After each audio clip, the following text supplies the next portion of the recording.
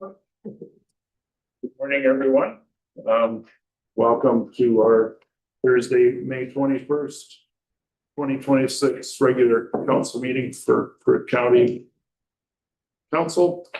Welcome council colleagues, staff, members of the public attending both in person and online. Call this meeting to order at 9 a.m. At this time, I'll ask everyone present to take us for a moment of reflection, please.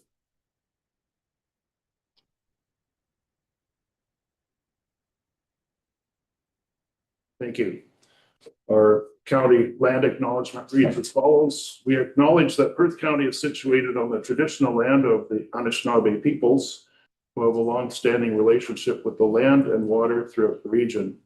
We honor and respect the history, languages, and culture of the diverse Indigenous, Métis, and Inuit people who call this territory home. As a county, we have a responsibility for reconciliation and the continued stewardship of the land on which we live and work. Item 4 on our agenda is the disclosure of pecuniary interest. Looking to colleagues to see if they have any such pecuniary interest to declare. All members are present and none. I see no indications from the floor, but at any time during the course of the meeting, should the need arise, then please alert the chair accordingly. Item 5, confirmation of the agenda. Turn to our clerk, Lori Wolf, to inquire if there have been any changes to the agenda that have been circulated. Thank you. Through the warden, there's just a couple of changes. If you look at 10.1 under bylaws, the always stop, it shouldn't show that. It should be referred to as land dedication. So that was just a typo there. And the other change is under the closed session, number 14, and we're removing the paramedic services item from the closed agenda, and that'll come forward at a future meeting. Thank you. Thanks, Lori.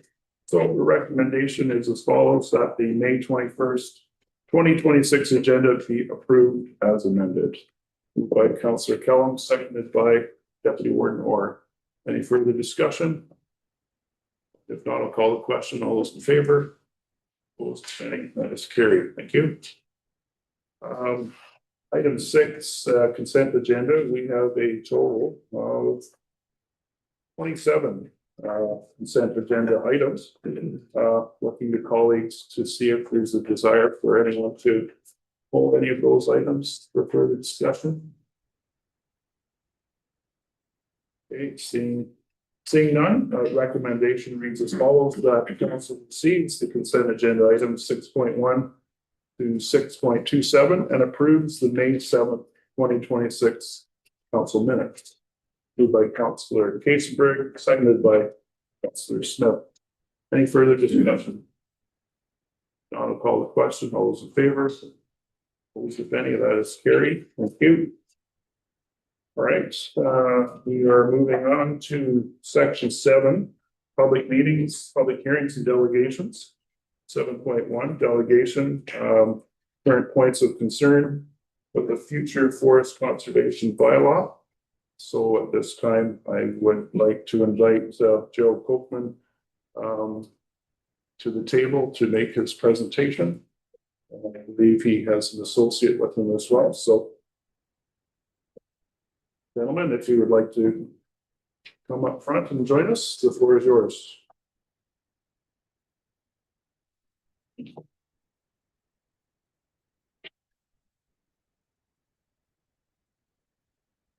Morning, to Councillor, thank you for this opportunity to present. I was hoping I'd be done presenting. Probably seen my face before, but I feel a level of responsibility to the 313 people who signed petitions and the support that we've received from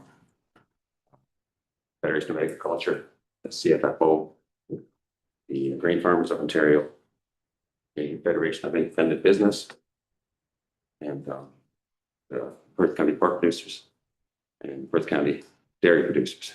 So the leadership, we've been talking with the leadership of these different farm organizations, and whenever I run into them, you say, how's it going? What's happening?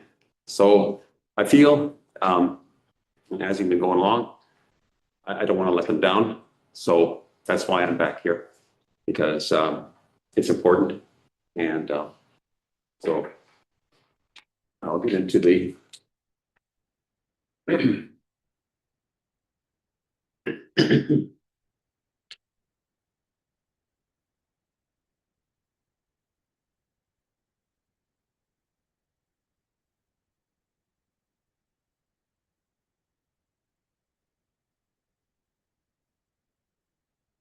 so one of the things that we felt were left out, like I watched the April 2nd meeting, and I know the attempt that was made at a peer review, that's what it's called, by a professional forester. That is not what the agricultural community was asking for. It was an appeal committee. If you look at any other county, they all have appeal committees, which are 3 to 5 members. And so, and the best way an appeal works is through a permitting system.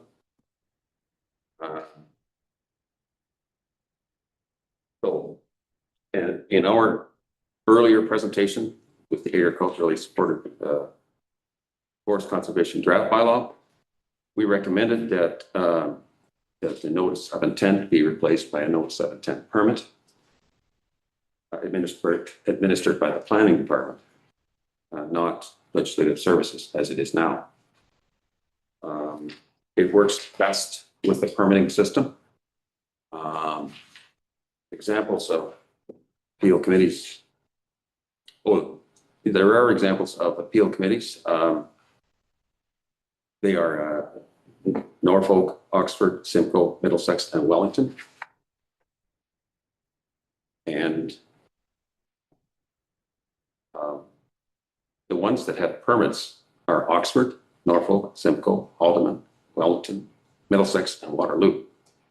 So those counties already have a permitting system. Sometimes in their bylaw it says notice of intent, but then you read further down, it's a notice of intent permit. Okay. So the advantages of a permitting system are that it's a defined appeal body.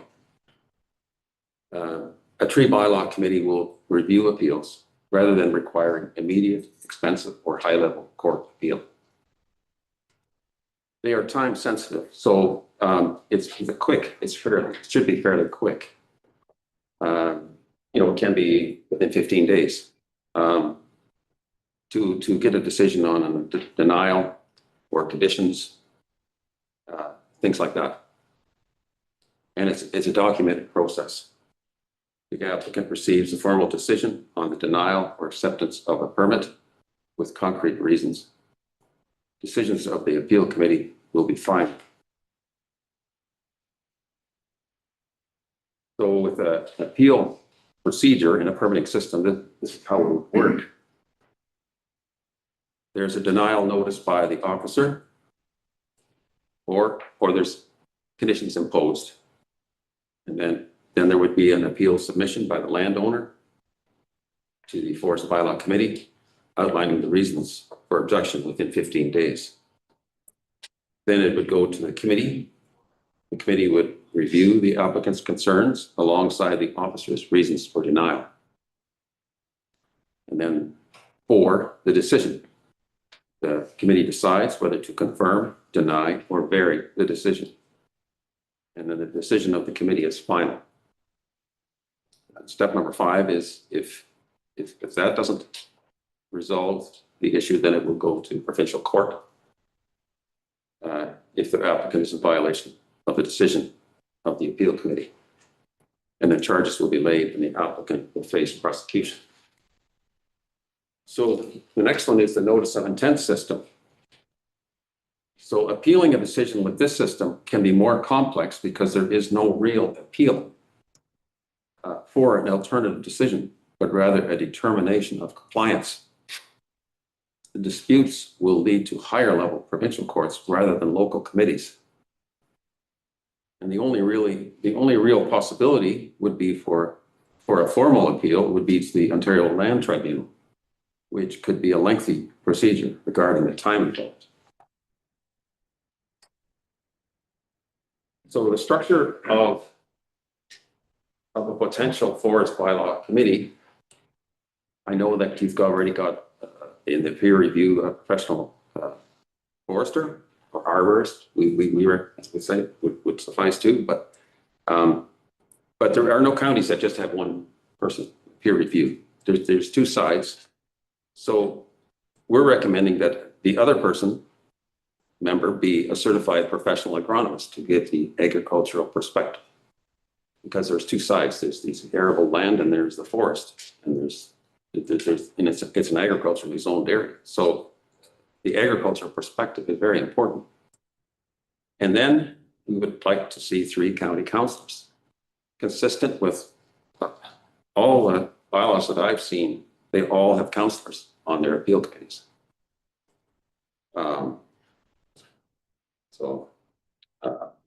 Oxford County calls theirs an agricultural planning advisory committee. And their appeals are through the planning office, through their planning office. All along, we've heard from farm groups, especially the Federation of Agriculture, that they want agricultural representation on this appeals committee. So there's two sides. So planning is the art of balancing competing interests. And adding an agricultural perspective is extremely important to highlight the impact of a forestry bylaw on agriculturally zoned land. Ontario has less than 5% arable land. Every day, 319 acres of arable land is lost to urban development, parking lots, and roads, etc. A certified professional agronomist will give that agricultural perspective to see how a particular situation regarding forestry is impacting agricultural land. And Perth County doesn't have a lot of marginal land. Most is class 1 or 2 land. It's very, very good land in Perth County. We have the Ellis Swamp, maybe as an example, but there isn't a lot of marginal land. So the appeal committee there needs to be trust in the appeal committee. It needs to be seen to be trustworthy. It should be free of pecuniary interest, so that members of the committee would need to recuse themselves to avoid a conflict of interest if they are personally involved or affected by an appeal case file. There is no conflict of interest by having councillors sit on this appeal committee, as the precedent has already been set in many other county forest appeal committees. So the other area that wasn't defined, what we were asking for, what I've seen in the draft, that you'll probably see later this morning, of the forest conservation bylaw is anything about a tree plantation exemption.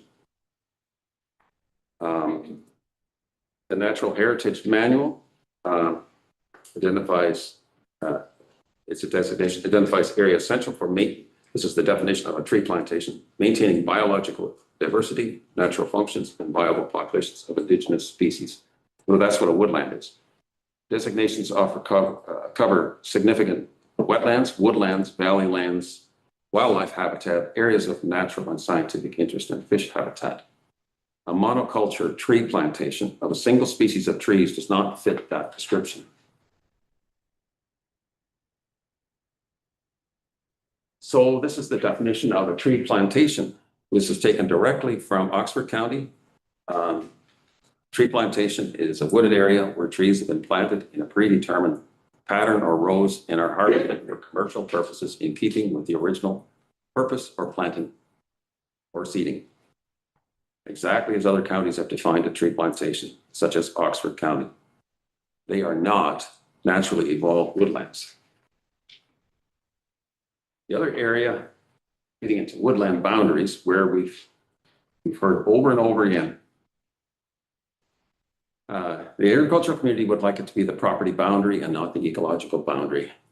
when you define the boundary of a woodland. And property boundary has not been defined in the Forestry Act. So this would require a decision by county of what is the boundary? What are you going to call the boundary of the woodland? And we suggest it should be the tillage mark. So that's the point of where the arable land goes up to the edge of a woodland. You can clearly see there's a tillage mark. That should be the boundary. It's a differentiating line between woodland and arable land.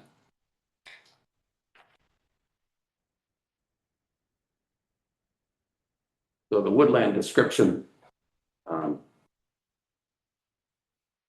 in the area where it says 1,000 trees of any size, we would like to add DBH, diameter breast height, the same as Middlesex County has done. This precedent has already been set and is unchallenged. There will always be seedlings and saplings growing at the edges, at the field edges alongside a woodland. So in the 1,000 trees of any size, a tree is only a tree when it reaches a diameter breast height, which is 1.37 meters. That's when it's a tree, is what we're suggesting, which is the same as what Middlesex County has done.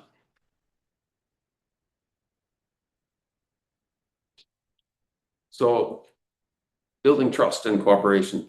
The crafting of a proposed forest bylaw should incentivize rather than penalize landowners, farmers to plant more trees. Tree planting will not occur through overly restrictive regulation. This proposed bylaw affects privately owned land. It is not crown land. Trust and cooperation needs to be developed. And finally, we have a lot of gratitude for some of the decisions that have already been made, such as eliminating the woodlot category and exempting tree windbreaks regardless of area, and allowing trimming of trees alongside field edges and removal of the ash tree section.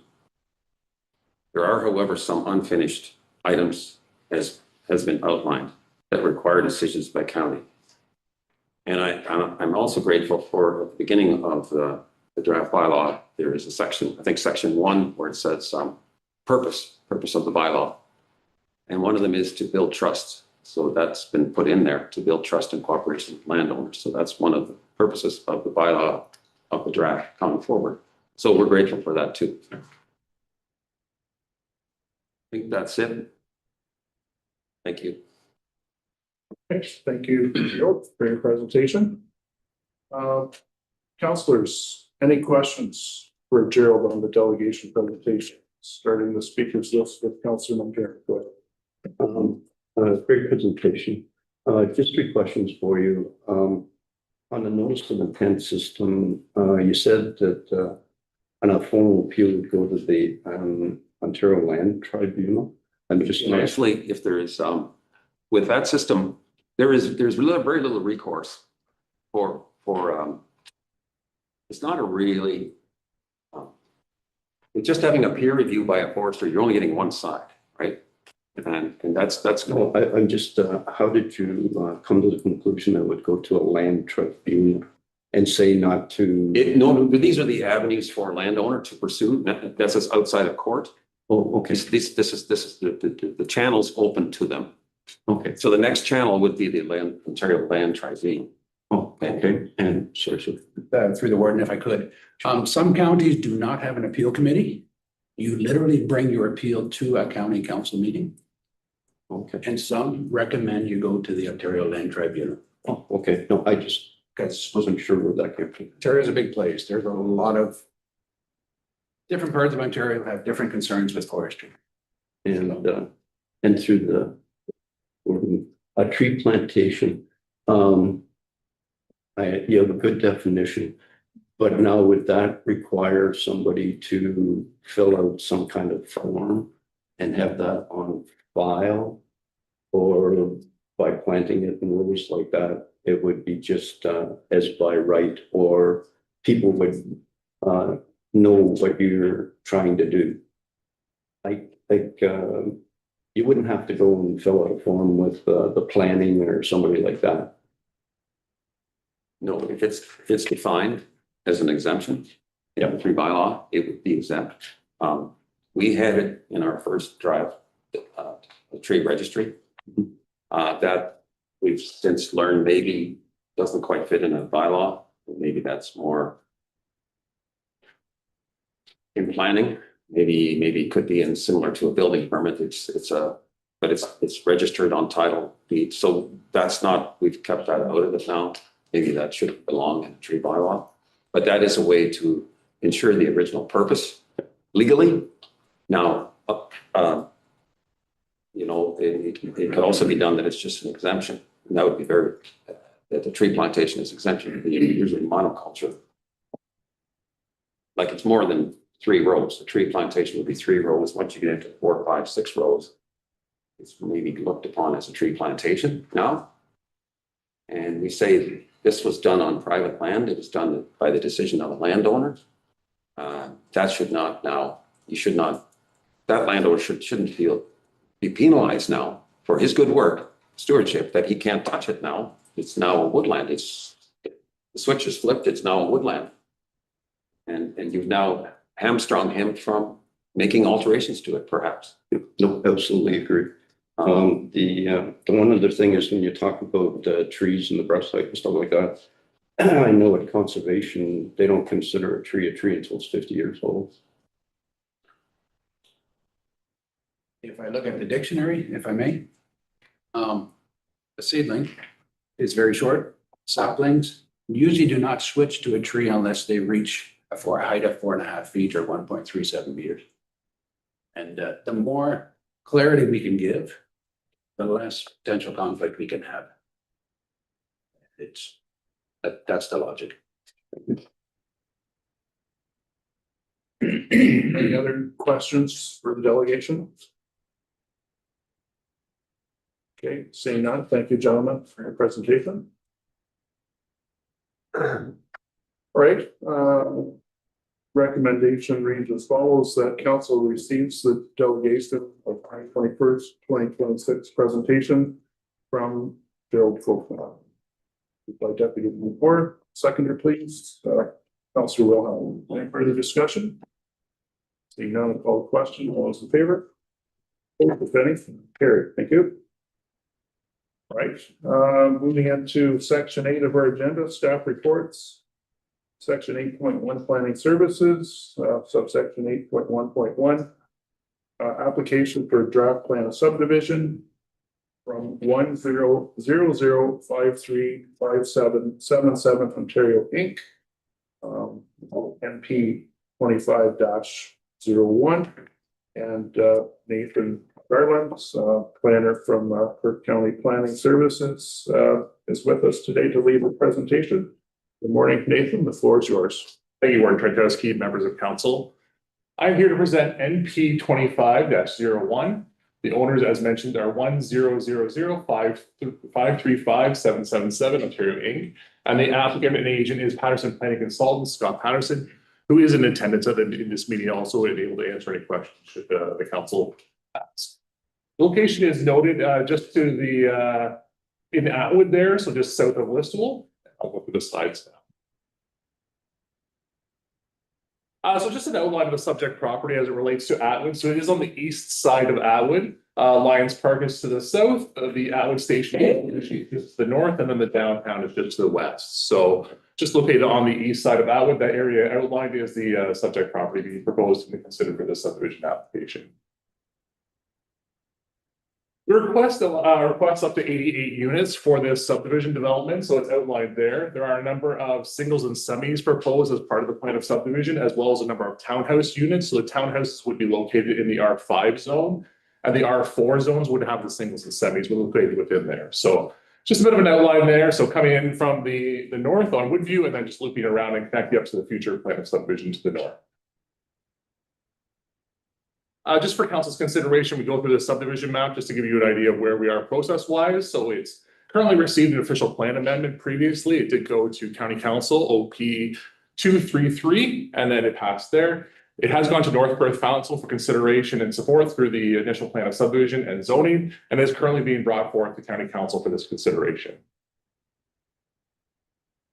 The applicants have supplied a number of supporting studies for the plan of subdivision. So they've supplied this environmental impact study and memorandum, traffic impact study, archaeological study, planning justification report, the municipal comprehensive review, which was provided as part of the county official plan. That was to bring the areas into the settlement areas. Previously, a portion was, but this was to bring in the rest of the land in.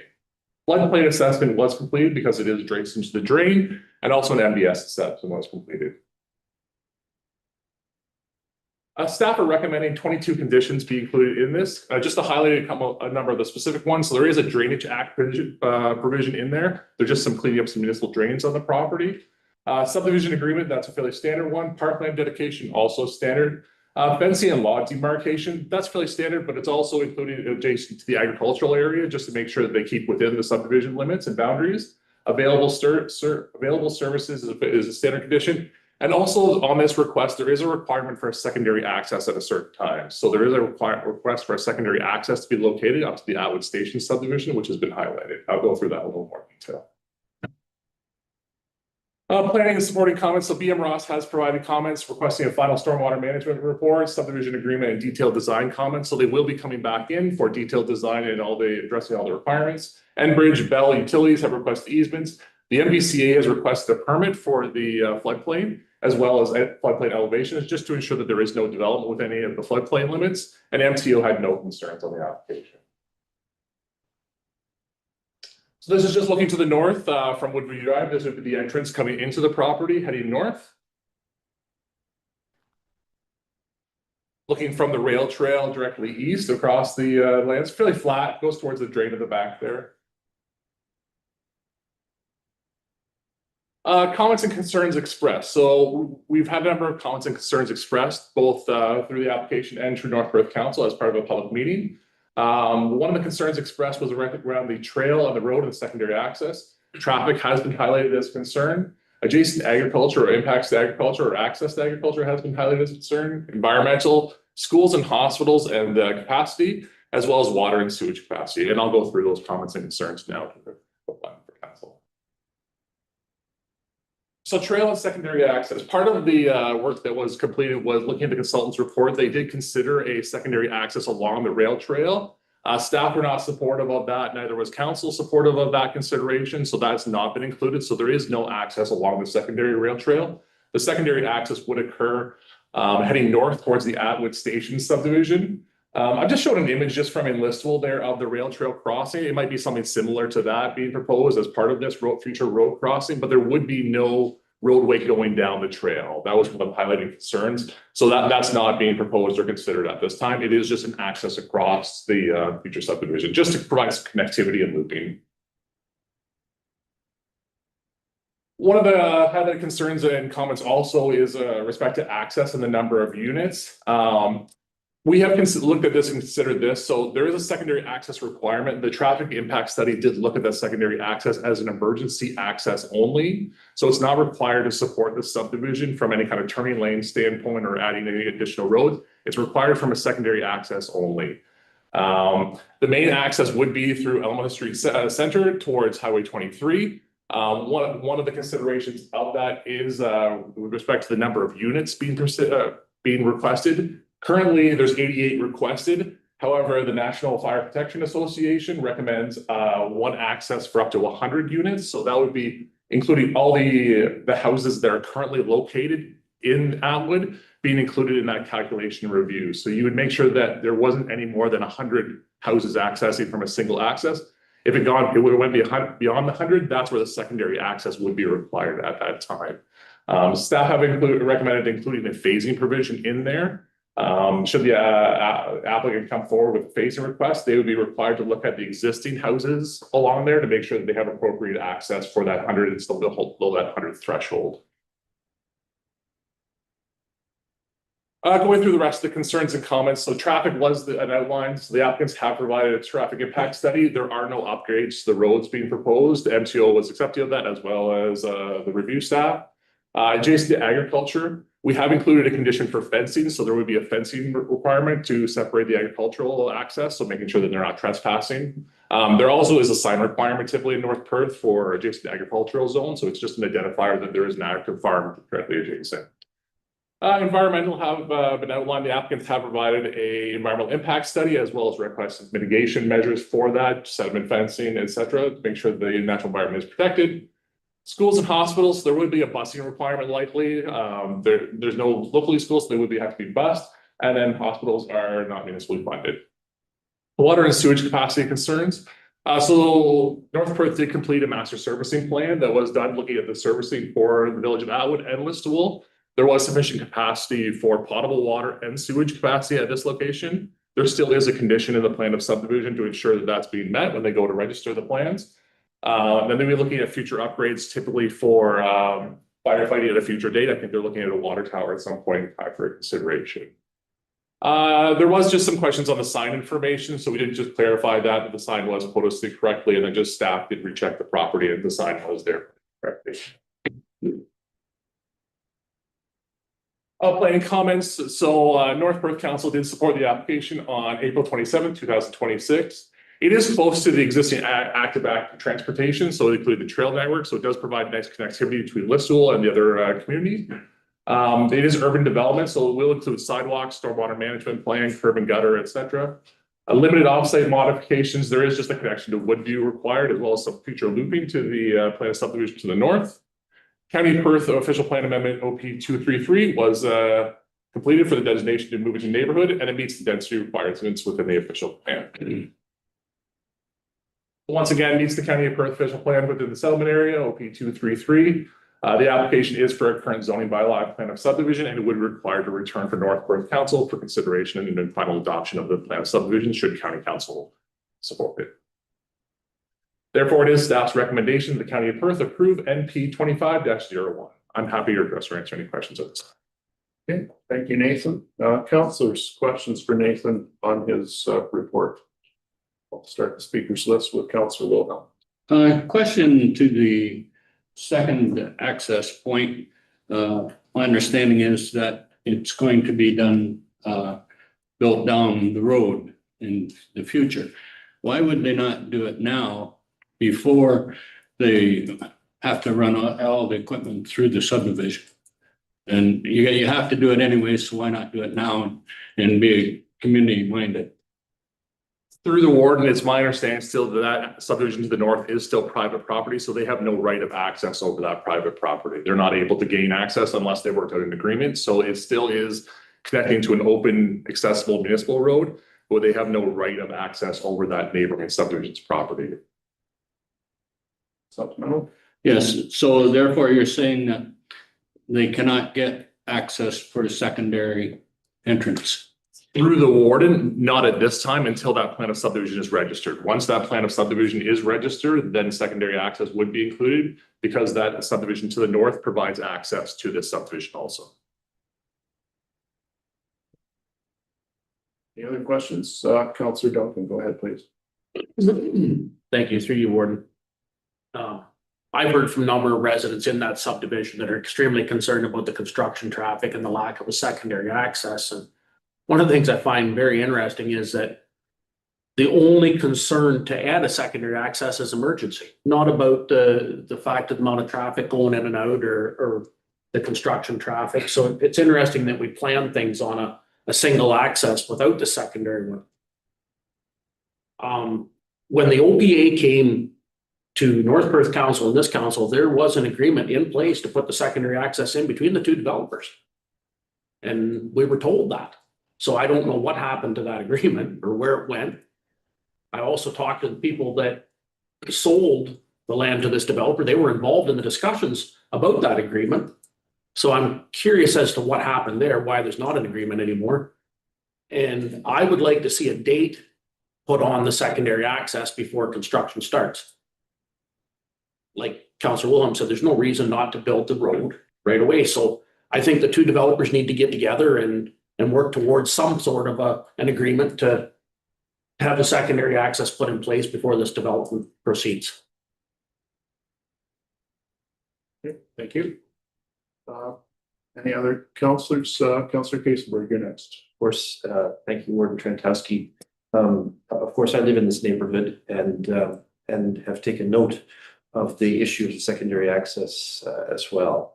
And certainly I have some significant concerns about the traffic from construction, heavy construction equipment moving through that neighborhood because of the primary access, because it is certainly circuitous. And in fact, the current access road to the area is quite narrow, actually. It's more like it feels to me, at least as someone who walks it, more like a path than a road, which is going to complicate things in that neighborhood. I will observe, though, that with regards to trying to put the secondary road through the existing Belmich subdivision that is in development still, that certainly is on a side of the subdivision which is underdeveloped. And while there may have been a bit of effort towards road stubs there, as my visual memory seems to have trapped, they have certainly put large concrete blocks that act as barriers to prevent traffic moving into that section of the subdivision. So, you know, it would take some work, obviously, to try to get that secondary connection done. But, you know, if, as Councillor Duncan says, there's an agreement, or there was an agreement at one time, you would think that that could be activated at this point in the interests of neighborhood harmony. And I think that's a significant factor in this one, is that, you know, we may have concerns about emergency management vehicles coming in and out, that in fact, provincial standards don't weigh the same way. But with regards to neighborhood harmony and reasonable access, it would certainly be a compelling thing to see that secondary access built out and agreed to. That said, though, the problem is it's still pretty primitive in there, at least based on my walkthrough. Okay, do we have any more questions for Nathan on the report? So if not, thank you, Nathan. So I'll break this into two parts. We'll receive the report first, and then we can continue discussion thereafter. So a recommendation reads as follows: that the council receive the application for draft plan of subdivision 1000535777 Ontario Inc. NP 25-01 report. Moved by Councillor Kellum, seconded by Councillor Wilhelm. Any further discussion on receiving the report? Councillor Kellum? Discussion or? Not yet. No, okay. So if there's no discussion, I'll call the question. All those in favor of receiving the report? Opposed, if any? That's carried. Okay, now I will open the floor up to discussion. So there, as Nathan mentioned, there was a recommendation that the staff advises council to approve the application as submitted, but I am opening the floor up. Given the comments received thus far, I'm opening the floor up to further discussion of where we would like to go with this, colleagues. So start with Councillor Kasenberg first.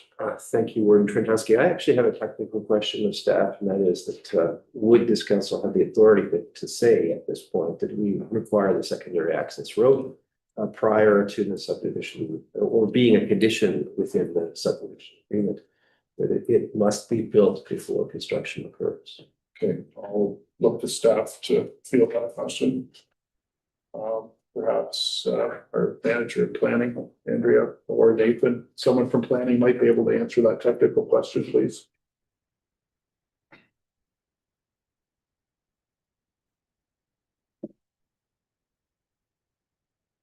Thank you, through the warden. The council's the ultimate decision-making body. You have the ability to add or remove conditions as things come along. I would say for the secondary access, and the comment I would make is access can be built to a number of different levels. Like it could be a dirt path, it could be a gravel path. Like the existing Atwood Station subdivision, for instance, has base coat of asphalt down around that existing loop at the back, which is kind of a rudimentary access. That's typically for construction and building materials where they can rough it up and destroy it as they see fit kind of thing, and then go back and repave it for the final coat. So I guess I would outline that just the council, and the caution I would make is you're getting a little bit into the technical standards from that side of things. At the same time, if you were to consider that secondary access, say standpoint, there might be discussion about what levels that secondary access is provided. Once again, it's not required for the plan, like none of the traffic reports have supported secondary access other than for emergency access purposes. So if the discretion would be to say construction, that you may want to consider what level that secondary access was considered. That would be my only comments, and apologies if I didn't entirely address the question, but through the work, that would be, I guess, my summary of comments. Is there a supplemental question? No, okay. Councillor Kellum, go ahead, please. Just through the board, and thank you, colleagues, for all your comments. That was the exact question that I had from Councillor Kasenberg. And I either we change, or we make that second access come in, or in good faith, or we have the developers get together, talk it over, or defer this. So I'm not in support of this unless there's a second access coming in. Thank you. Okay. Are you proposing to make a motion to that effect, or? I'd like to hear some other comments. Okay, all right. Any other comments?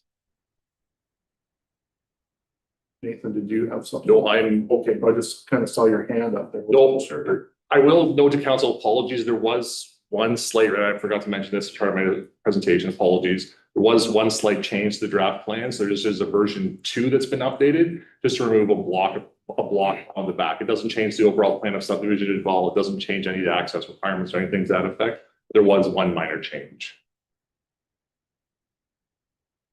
Right, Councillor Smith. Yes, through you, Warren, I'm still curious about Councillor Duncan's comment about there was a prior agreement between the developers. I'd like to get to the bottom of that somehow, in my mind. Thanks. Councillor Duffin, go ahead. The applicant's agent is here, and with the warden and council's blessing, maybe he would come up and speak to us about that agreement. Note that the applicant's agent is here. Scott Patterson, if you would like to come up to address council staff, that would be appreciated.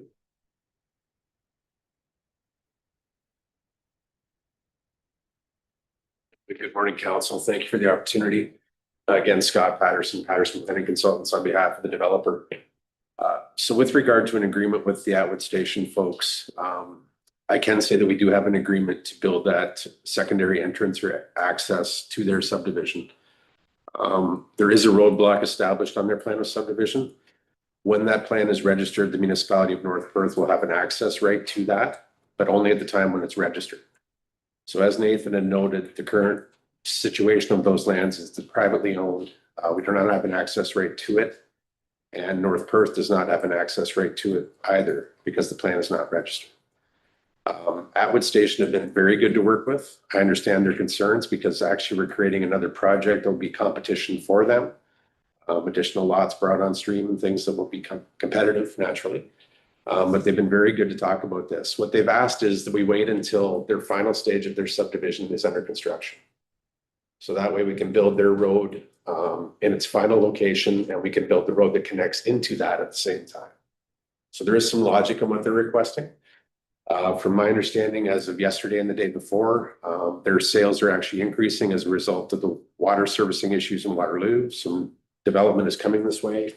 There's also the HST rebates and things like that, which are helping. So Atwood Station may advance quicker than we think it will. But right now that is private property that we do not have an access right across. So the development of our subdivision would be phased. Based on what the recommendation from staff is, we'd only be allowed to build up to 50 houses or lots at this time. The remaining lots would require that secondary access. And granted, I do recognize the construction traffic and everything else will have to go through the existing subdivision.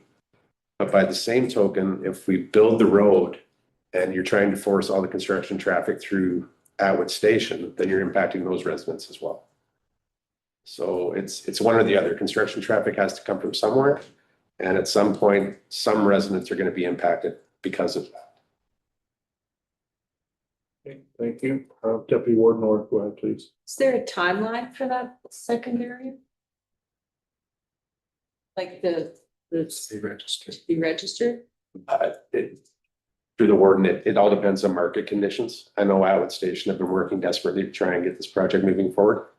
They have a road upgrade to do at Monument Road, a turning lane to construct before their final registration, their final section of their subdivision can go forward. Again, sales are strong right now, which is quite surprising considering the market in Kitchener-Waterloo and stuff, but it is happening. But there's no set timeline. It's strictly based on market conditions. When they reach the number of sales to justify doing the road work, they will do that. That will open up that cul-de-sac at the final stage of their plan and allow us to connect into it. So it could be this year or 10 years from now. Yeah, truthfully, it could be, there's no set time. So just to add to that, Scott, it's a question of months rather than days at this point in terms of the timeline. Yes, 4 years, like 4 years. I didn't Yeah, know it's- that far, but to my understanding, they've registered as much of that subdivision as they can before the turn lane needs to be constructed on Highway 23. So once they hit whatever number they need to hit to justify those costs, then they'll go ahead with that work and their final registrations. maybe it's my question to maybe either Nathan or yourself, Scott, is there's no other mechanism to facilitate a road building other than what you've described, parameters you've described so far. Like Atwood Station has to reach its trigger point to build the turning lane, which would then register the subdivision, or maybe I'm getting it backwards, but there's no other mechanism to trigger that access from this project to the adjoining project other than what you've mentioned here today so far. There's no workaround. Yeah, I would suggest that's a fair comment. Again, I've talked to Atwood Station. They've been very good to work with. I want to make that known. But it's just a question of timing on their part, and naturally my client would like to get going on his subdivision. And bring that forward with the cap that no more than 50 units can be built at this time. He understands that fully. Until that secondary access is connected. And then I guess the follow-up question I would have is where or how is that 50 home cap described anywhere in the current submission? Is that spelled out specifically, or how will that be identified and handled? That's what we're looking for. It's my understanding it will be addressed through the subdivision agreement.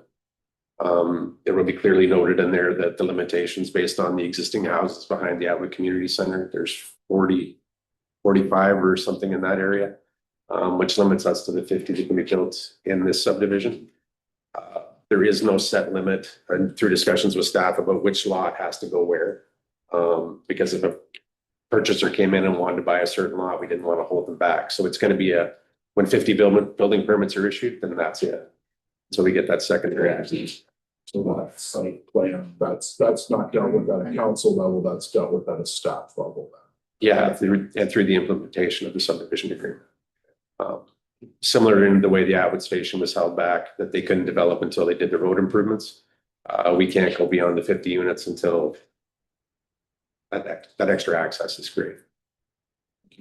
Nathan, you had something? The warrant, there is that requirement to include the phasing part of the discussion. So if they were to come in for say 88, staff could not accept that because it exceeds the 100. So they would ask for a phasing plan to be submitted also as part of that. So. Deputy Warden Orr, go ahead, please. So 2 questions then. We are the decision-making body, but we have to have a reason to say no. Understanding. Going forward. And does this then, if we said yes or no, this still goes back to North Perth to make the final decision, right? Do they have the ability to? I thought that was in the presentation. Through the warden, it has to go back to North Perth for final adoption of the zoning bylaw. So we're at the subdivision. This allocates the block framework of the subdivision as well as the conditions. But North Perth can't make the access. Not through the warden. Typically, no, they would not be amending the conditions after the fact, after the subdivisions are approved. It's just the zoning implementation. Thank you. Any other questions? Councillor Cullen, go ahead, please. Just through you again, the word, and again, I appreciate your comments, Scott, but you're saying that Abbott Station has been great to work with. I'd like you to work a little more if I'm still caught up on this secondary road access. And maybe you could go, instead of making a decision today, maybe we can defer this and you can have future conversation with them that we can have that access. I know it's going to impact those subdivisions, but just to have that second access going out would be greatly appreciated by everyone in that area. Just my comment. Councillor McKenzie. Yeah, I guess, I was thinking on the same line as Councillor Kellum. And a comment that Nathan had made, there's different specs for the access road, and I'm guessing that the two parties work relatively well together. Would it be possible that we could put in a gravel surface road, not updated to asphalt or anything, but just a bare gravel road that provide the access, alleviate the situation, I do believe, and still allow both parties to carry on. Go ahead, Scott. Through the word, I guess just a point of clarity then, is the second access being requested to facilitate construction traffic or resident traffic? Because if it's construction traffic, I think we need to be mindful that the Atwood Station subdivision is not fully accepted by the municipality as of yet. So technically, every road in that subdivision is still privately owned. So we're driving with construction traffic across streets that have not been assumed by the municipality. If I was their consultant, I would suggest to them that that would not be acceptable to me, just for the fact of maintenance and cost and repairs and risk, liability.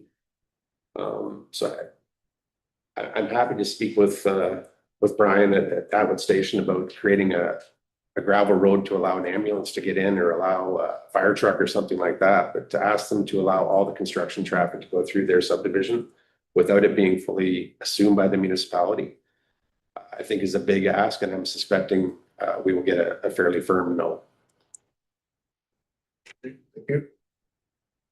Supplemental. Go ahead, Councillor Cullen. So why would Brian be a part of this? Why wouldn't this developer have to pay for it all? We're just allowing them to open it up. Like, I think Brian would say no, because he would be a part of paying for this. But I don't know why they would have to be. I think if it's the access that's coming from that subdivision into there, they would be responsible for that. Through the word, yes, at any point, my client would be responsible for creating either a temporary access or the permanent access, the actual building of the road to connect to their final phase. That's a given, and that's expected as part of the pro forma my client did. But again, I think it goes back to what is this secondary access being requested for? If it's construction related, we've got a bigger issue, then naturally in the fullness of time, it's going to happen to facilitate resident traffic. It's just a question of now, my client would not agree to pay for upgrades to their roads or for the entire subdivision to allow this to happen. Okay, thank you. Anything else? Okay, well, I don't see any motions coming from the floor, so I will read out the recommendation that it's been prescribed so far. Recommendation reads as follows: that council approves the application for draft plan of subdivision submitted by Patterson Planning Consultants Inc. on behalf of 1000535777 Ontario Inc. for lands described as part lot 16 and 17 in section 8, Elma Ward in the municipality of North Perth, subject to the conditions listed in the report. So, Councillor Duncan, you wish to move that? No. I'd like to make a quick comment before. Okay, sure.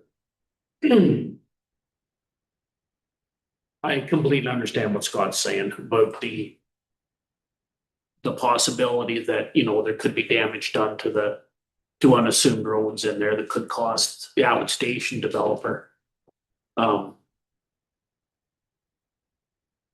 would still like to make a deferral on this and make a request that that they try to work something out.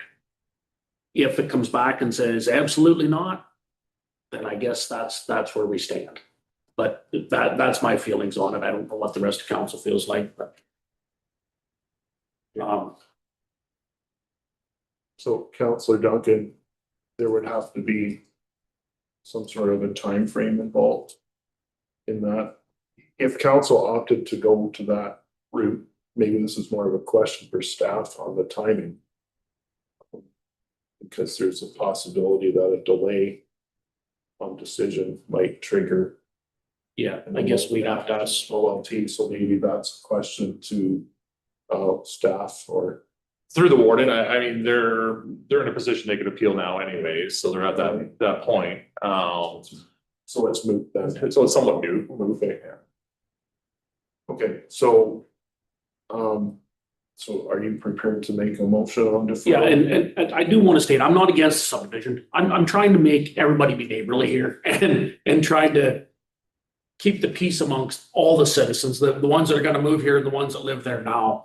And I understand we're kind of in a situation here with timelines with everybody and the real estate market. And I would sure appreciate if developers could come to some sort of agreement to let some of the traffic use that for construction at this point to facilitate some relief for the residents of the Woodview Drive subdivision.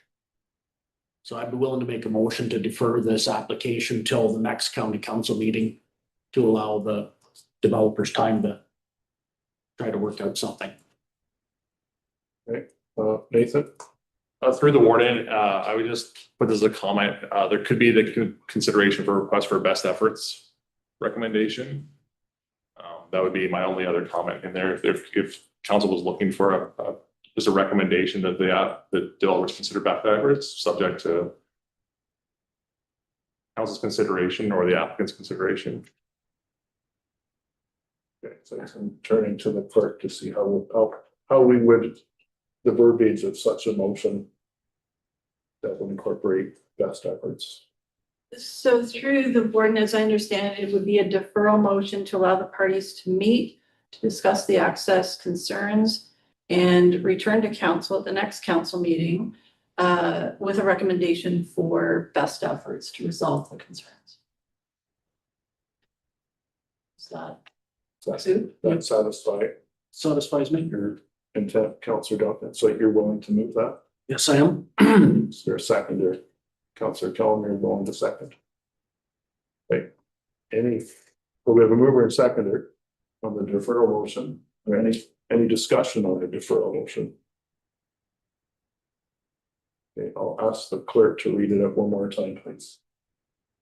Thank you, through the warden. So it's a deferral to the next council meeting to allow the parties to meet, discuss the access concerns, and return with a recommendation on best efforts to resolve the concerns. Okay, and that's moved by Councillor Duncan and seconded by Councillor Kellum. Final call for questions, comments, Councillor Casey. Can I just ask, the obvious next question then is, what evidence will this council need that to satisfy it in terms of adjudicating this application moving forward?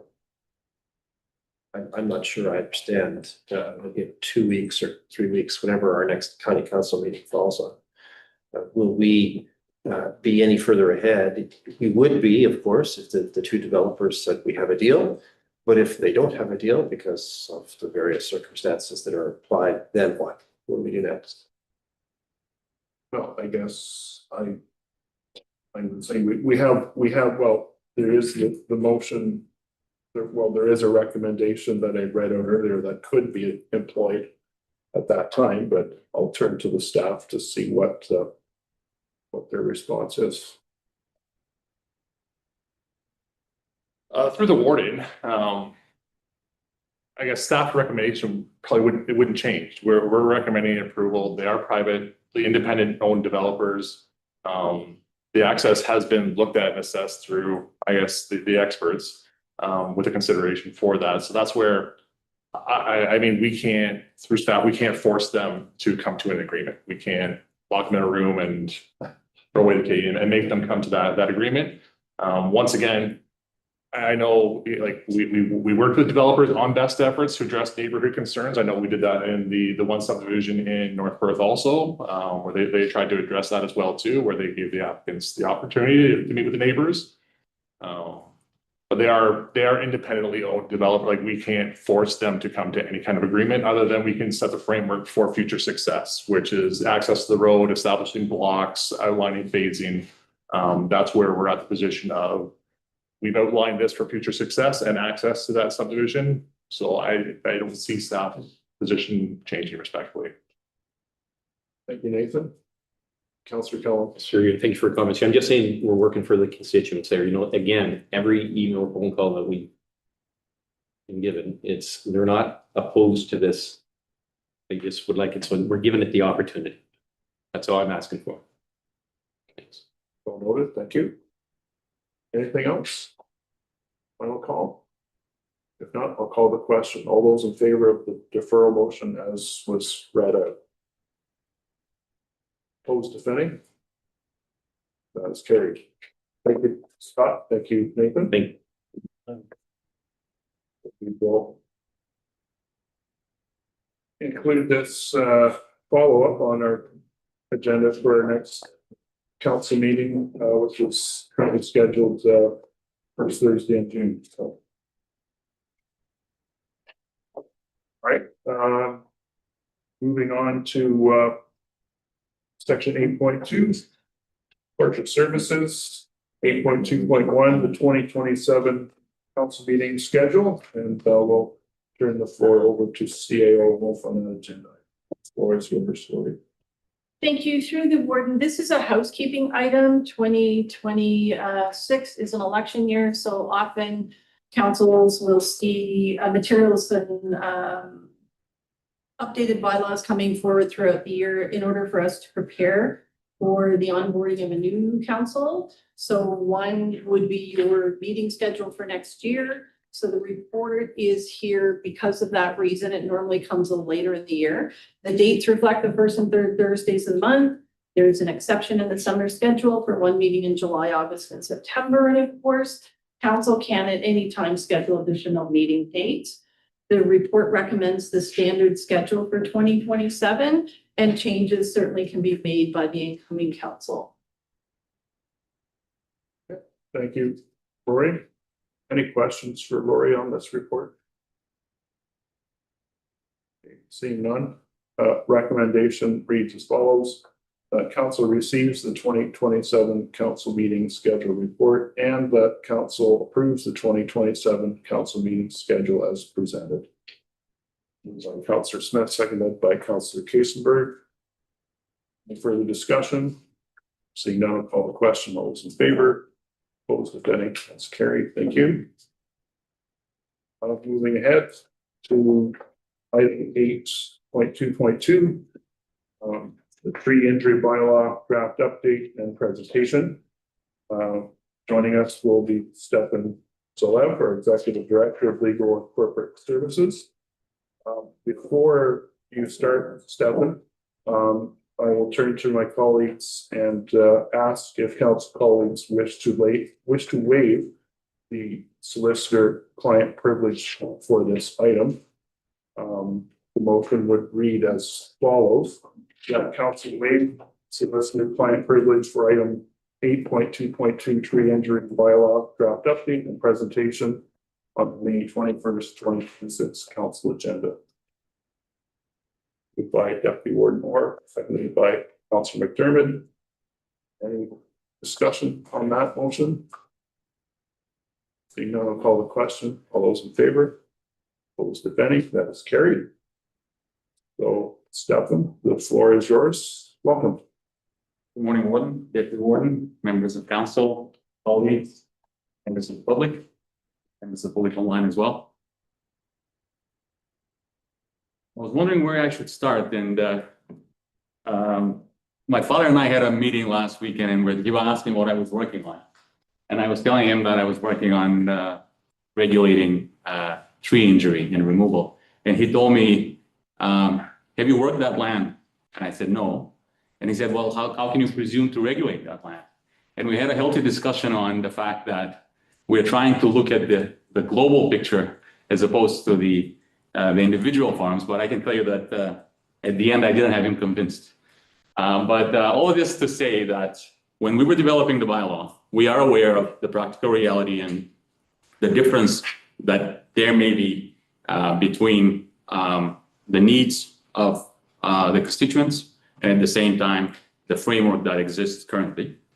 With that, I just by way of background and by way of a reminder of where we left off from the meeting in April. So we're coming back to you with a proposed draft of the bylaw. We have kept the notice of intent process that resolves 95% or more of the cases that we have. And we have added to that process a compliance certificate or effectively a piece where we have a decision that is being made so that that decision can be subject to an appeal. And I'll walk you through the process as it is laid on the presentation before you. So we have, as you're aware, we have a good forestry practices cut in the bylaw. We have the diameter cut, and for any other cuts, which for the purposes of the presentation we call general cuts, a notice of intent will be submitted. So once the notice of intent is submitted, the bylaw enforcement official at that point makes an inspection or makes a decision or a determination whether the project is compliant with the bylaw or it isn't. And this is strictly a decision on the compliance piece. That's why a compliance certificate is potentially a good step to finalize that process and potentially allow for an appeal. The compliance certificate serves two purposes. So one is to ensure that the application is, or so not the application, that the notice of intent is appropriately completed. And the second purpose is to ensure that the proposed activity is within the bylaw. And once we have the non-compliance certificate issued, for example, or the compliance certificate, both of those can be subject to appeal. The appeal would, as instructed last time, the appeal would go back to, or will go to a registered professional forester for a peer review process. And that, so there will be an application associated with that appeal. And that decision would be rendered in the form of a notice of decision. That notice of decision document will be subject to a further appeal before the divisional courts.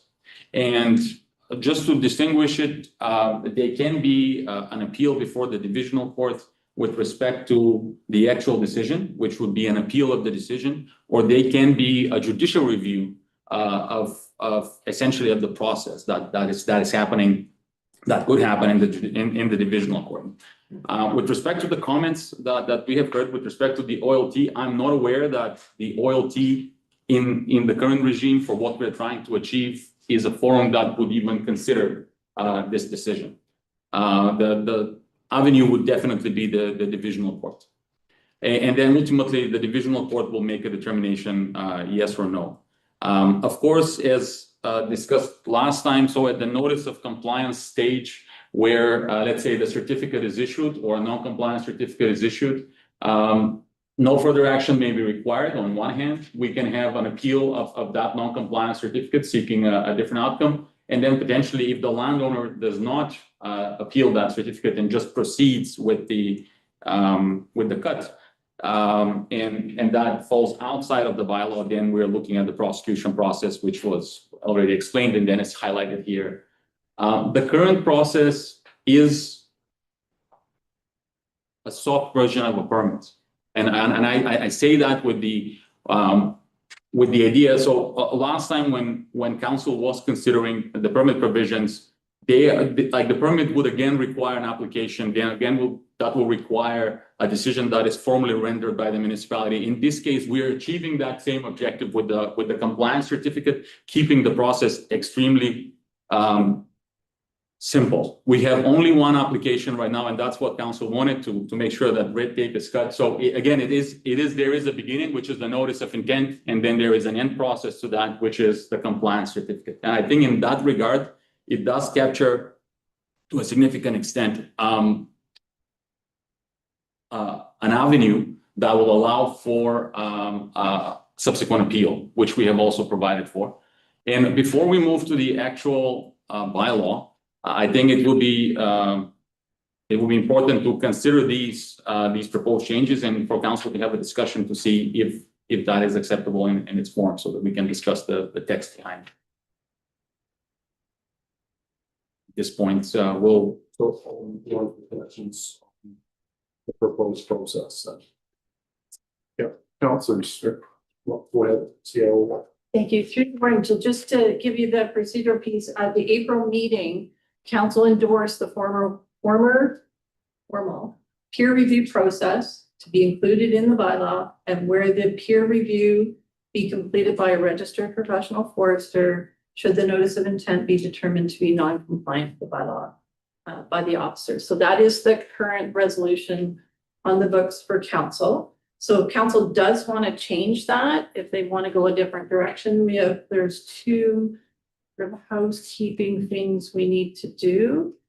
And this is just to help you with that. The first, if you want to set that aside and consider some other alternative, we would waive the rules in the procedure bylaw to deal with a reconsideration today. Because reconsiderations, if they're not in the same meeting when you make the decision, they require a notice of motion. So we would waive the rules to set that aside. And then we would do a reconsideration of the decision on the peer review. And if you approve that reconsideration, then you're cleared to make any new decision that you want on that item. That's just a Okay, thank you, CAO Wolf, for a reminder on the procedural process, should council elect to initiate that. All right, so back to Stefan's presentation so far on the proposed process. Colleagues, any questions for Stefan on that? That's right, let's go ahead, please. Who is the registered professional forester that's gonna do the review? The one we already have in staff or someone else? through the warden, that will be someone else retained for that purpose alone. That would be somebody on retainer. They would only consider these appeals, nothing else. The registered professional forester, they are bound by a code of conduct under the act that governs their profession. So that is an additional safety net for us to ensure that they have the requisite experience and again, framework that would substantiate their decision. So why not have the appeal done by a group of people instead of one person, as was suggested with our delegation this morning? Through the warden, if that is something that council wants to consider, by all means, it can. Like I'd sooner see it have more than one person making that decision instead of like you're gonna have the professionals there anyway, so why not have 3 counselors on that committee as well? Instead of one person, then it's up to a few more people. We're accountable to the ratepayers, so I think we should be part of the committee. Through the warden, specifically on counselors being involved, when we were discussing last time the creation of the bylaw, the idea of separating council or the separation of powers where council ideally would not be interpreting or applying the laws that it has generally makes. I know that some municipalities have done so. That doesn't mean that that decision to have councillors review the bylaws that they have themselves drafted may not be subject to an appeal in divisional court and found to be outside of the powers of municipality to decide that.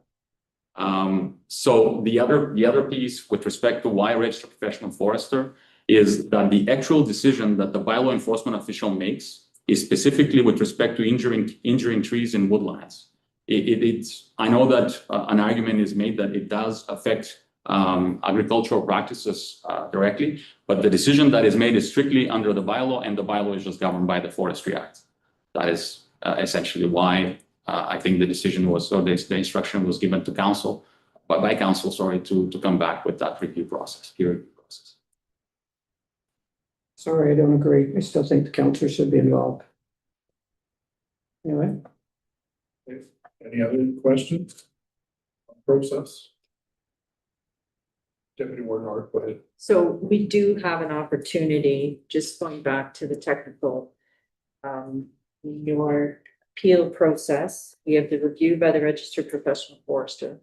We passed that in the April meeting, but we do have an opportunity to change that based on what the farming community has spoken to, that they would prefer the registered professional forester, the certified professional agronomist, and 3 county councils. We have that opportunity to change that. Furthermore, then you have the opportunity to change it. It would not be my recommendation that council is participating in that appeal committee, if you want to call it. Because I do feel that will open the bylaw to a potential attack in terms of being found to be outside of the powers of the municipality, the decision being found to be outside the powers, if it's ever tested. Something else, go ahead. Just clarifying, and then why do we have land division? Is that not the same? Through the warden, there are different acts, like for example, let's say the Planning Act. The Planning Act is, again, the legislation is drafted by the province and it empowers municipalities or councillors to do certain things. But in this instance, we have a piece of legislation that is drafted by councillors and then interpreted by councillors. So what we are trying to do is we're trying to make sure that, in order to avoid any conflict, that there is a separation of powers between your legislative powers and at the same time your quasi adjudicated powers in terms of making a decision on the appeal. That is the legal justification for the recommendation.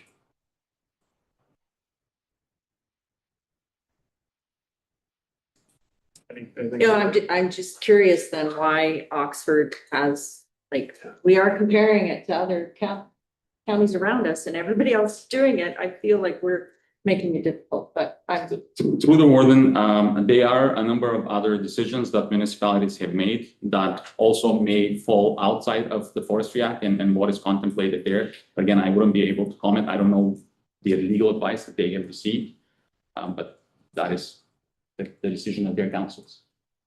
And that effectively opens it up to further challenges if that's ever tested.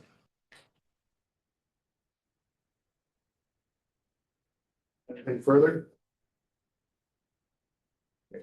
No further questions on this part. We'll continue with the rest of the presentation, but the colleagues keeping in mind, like, we can go back to this afterwards if council so chooses, but we'll continue with the presentation and go from there. Yes, the current draft of the bylaw that you would see contemplates this current situation with an appeal officer, but again, if council wants to change that, we can consider that. So we can go just to the bylaw. So the document that you will see, and you have been provided a paper copy of it. That document, so I hope the colors are right this time. Last time there was a mix up with the colors. So the blue is a decision that or signifies or highlights a decision that was already made by council. So the removal of woodlots, for example, so woodlots generally, so that would be in blue. The purpose section, so that was already adopted by council. So that was as a section. So if we can scroll down, again, my recommendation. Oh, thank you. Yes. So can we zoom it out a little bit so that there is a bigger view of.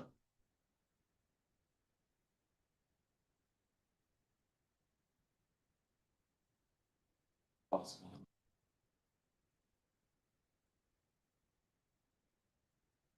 Yeah, that's great. Thank you.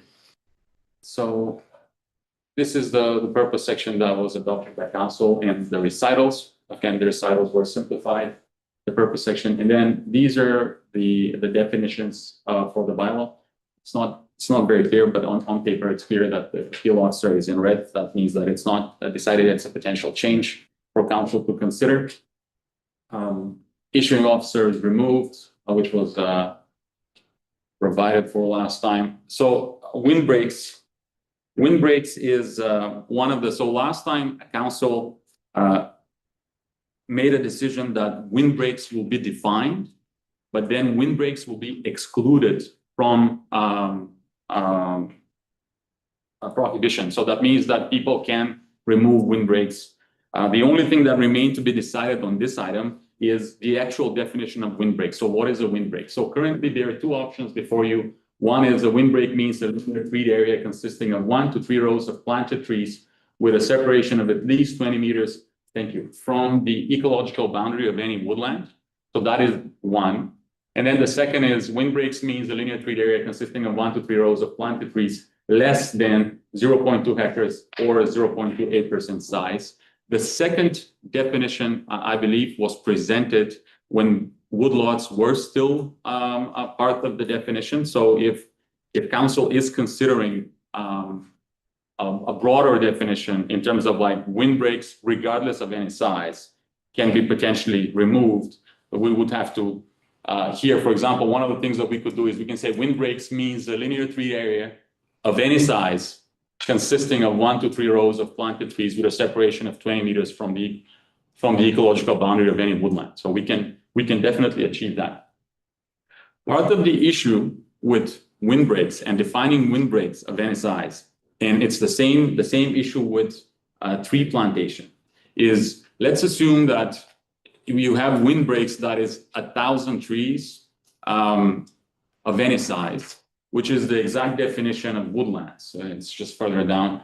This is the definition that we have in our bylaws. Sorry. It's not ideal. It says woodlands or woodland means at least 1 hectare or more in area with at least, and then it says 1,000 trees of any size per hectare. That's right. So if in theory we have a windbreak that is 1,000 trees of any size, or if you have a tree plantation that is 1,000 trees of any size, in theory, that again is a decision that may be challenged. Because if you look at the Forestry Act defines woodland in the very much the same way. But it also says woodlands does not include a cultivated fruit or nut orchard or a plantation established for the purposes of producing Christmas trees. So the act itself already defines some exemptions to what woodlands is. And in essence, we want to add another exemption, which will be the windbreaks and the tree plantation potentially. But again, whether that would hold in court, I cannot guarantee that. It would be subject to it is decided on a balance of probability, so 51%. But again, if it is something that council wants to do, that is something that council can definitely put in the bylaw. It is just whether it would hold if it's ever tested. Again, I would not be able to comment on that or provide a strong opinion indicating that it would hold it. But with respect to windbreak, so that is one of the decisions that council will have to make today. Just in terms of process, do we want, and I'm asking the clerk, do we want to stop and have comments on the windbreak piece, for example, or do we want to just keep going with the entire piece and then comment everything individually? Well, why don't we go piece by piece? Like we'll open the floor to comments on the. Probably, yes, probably. That way we kind of keep the two thought processes together. Great. So just to confirm, the first piece is the appeal committee or the peer review process, and then now we are focused onto the windbreaks. Okay, so with that, then if we can have a discussion on the windbreaks. Yes. Thank you. Colleagues, questions on the windbreak definition? Just clarifying, you're just putting the definition in here, but we are exempting windbreaks. That is correct. So through the warden, if I direct your, like, if I may, I'd like to direct your attention to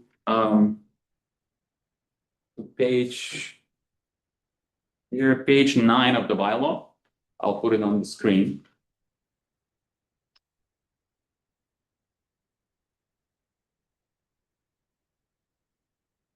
So subsection 15, we have, so So section 4, subsection 15. So section 4 states the bylaw does not apply to, and then subsection 15 states the injuring or destruction of trees forming a windbreak, provided that any clearing, removal of the windbreak does not contravene any other applicable laws affecting conservation, drainage, or environmental protection requirements. So effectively, windbreaks are defined and then potentially they are exempt. So they can be removed. For greater clarity, they can be removed by the owners. You just said potentially. Does that mean it can or it can't be?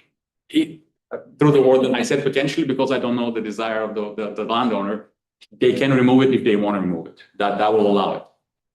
They can plant them and remove them. They would not be, the windbreaks would not form part of like woodlands, of the definition of woodlands.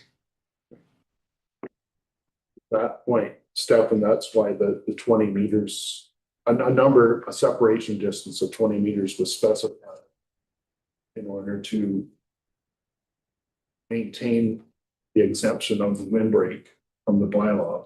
Because I think, if I recall the discussion correctly at the April meeting, a windbreak is planted now, and over time that through growth or lack of maintenance, that windbreak could find itself merging into the woodland, or the woodland merging into the windbreak, what have you. So that becomes a contiguous piece. And in order to keep the windbreak exempt from the bylaw, it needs to be discontinuous from any adjacent woodlands. That's the intent. That is correct. Thank you. Councillor McDermott, and then Councillor Wilhelm, and then Councillor Cohen. Just a question on this. Once we plant something, if it's a windbreak and things like that, does it move into the natural heritage designation? Like, is doing a windbreak, is there another designation being able to be put on the windbreak? That's It is, so through the word, and yeah, my understanding is that it is separate. Like I said. No, just wanted to double check. Councillor Wilhelm, go ahead, please. Yeah, I'd just like some clarification on the size, because if a farmer plants, say, 3 rows of trees, the length of his farm, 100 acres, then will that not exceed over half an acre? And therefore then it qualifies? Through the warden, it may. Presuming that is the rule of council, if windbreaks are exempt, legally speaking, that large windbreak could qualify as like woodland. It could qualify. If it is ever challenged by somebody, whether it's a conservation authority or another party, I cannot guarantee that a court may not find that this large windbreak is not woodland. I couldn't know that, but I'm saying that it will carry some weight, that council has weighed that decision, has weighted and decided to has weighed in and decided to define it. But again, it may be the case because again, it's decided on the balance of probability. It may be decided that despite the definition, the windbreak is woodland. I couldn't guarantee that. You should be aware that is there. Even if you define windbreaks, even if we define windbreaks of any size, if it is large enough and if it falls within the woodlands and somebody challenges that, which there are no guarantees that they wouldn't, it will be hard for us to justify and to guarantee that. So, Yeah, I think it really opens us up for when we put a size in there, and do we have to have a size in there? Because to me, when you look at a farm and you got 3 rows of trees, that's a windbreak. Why do we need to put a size in? Through the warden, we don't need to put a size in. We can say of any size, right? Or not. I think if we say of any size, it will be very clear that we're talking about any windbreak. So if we want to, and I'll go back to the definition on the screen. If we talk about here it is. So let's say windbreak means the linear tree area of any size consisting of 1 to 3 rows of planted trees with a separation of 20 meters from the ecological boundary of any woodland. I think if we do that, that will be adequately capture the intent. And, But yeah, so we would eliminate windbreak option 2. Through the warden, that is correct. Councillor Cullen, I'm good. you're next, no, okay.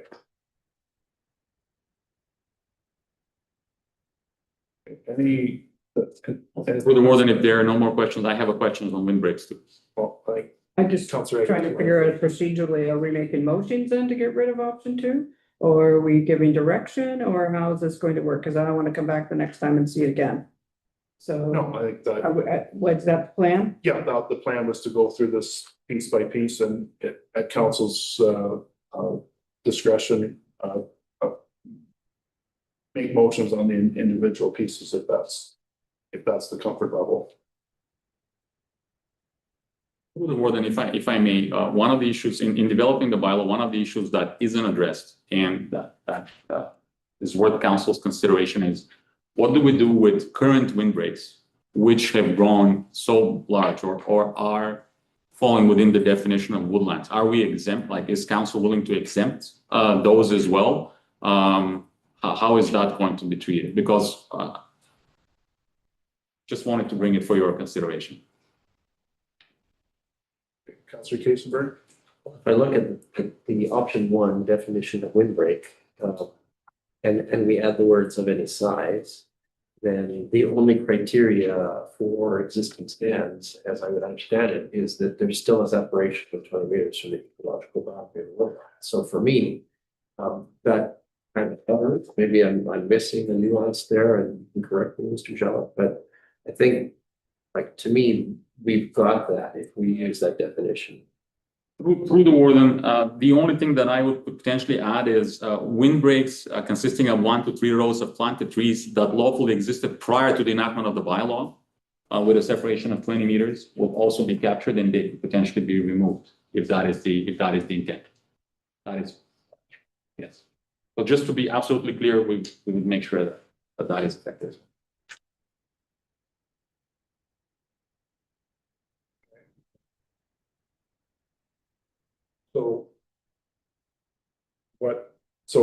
I'm getting a sense that councillors are favoring the windbreak definition in the blue type. But perhaps we should we've made some subtle yet important changes. So perhaps if we could just repeat what that revised definition should say. So through you, so the revised definition would read: windbreak means a linear treat area of any size consisting of 1 to 3 rows of planted trees with a separation of at least 20 meters from the ecological boundary of any woodland. For greater clarity, windbreak consisting of 1 to 3 rows of planted trees that lawfully existed prior to the enactment of this bylaw with a separation of 20 meters from the ecological boundary of any woodland may be removed, cut, or maintained in accordance with the bylaw. That would be the final definition. Full, but Yeah. willing to back that up, and I won't challenge it. Councillors, thoughts on that revised definition? Councillor Kasenberg? I'm still sort of vaguely confused. I mean, the bylaw intends to manage forestry practices essentially in Perth County. And it's not that you need necessarily a retroactive statement if that's what that is, because the bylaw will be the bylaw as it comes into force. If anything, a retroactive statement, if I'm not mistaken, might actually turn or overturn, because of its nature, existing or pending prosecutions or matters already in process. And so I'm not sure I see why we need to add the extra clause. What am I missing here? Through the warden, there are no pending prosecutions that will be affected by this current change. The change is only provided for greater clarity in case there are and I don't know how many situations, maybe there aren't windbreaks that are large enough to be covered by this definition. I just want to make sure that this bylaw doesn't appear again before you within 3 months seeking a clarification. That is all, but we have considered the prosecutorial aspect of it, and with the current proposed definition, there isn't anything that is going to be withdrawn or.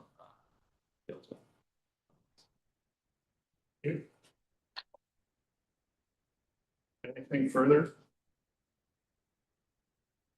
Okay, could you read that definition one more time, Stefan, and then I will seek a mover and a seconder to adopt that definition. With the grandfathered in, Yes. windbreaks means a linear 3D area of any size consisting of 1 to 3 rows of planted trees with a separation of at least 20 meters from the ecological boundary of any woodland. For greater clarity, windbreak consisting of 1 to 3 rows of planted trees that lawfully existed prior to the enactment of this bylaw with a separation of 20 meters from the ecological boundary of any woodland may be removed, cut, or maintained in accordance with the bylaw. Councillor Smith, are you willing to move that definition? Is there a seconder? Councillor McDermott will second that motion to adopt that definition of windbreak. We'll open the floor to further discussion.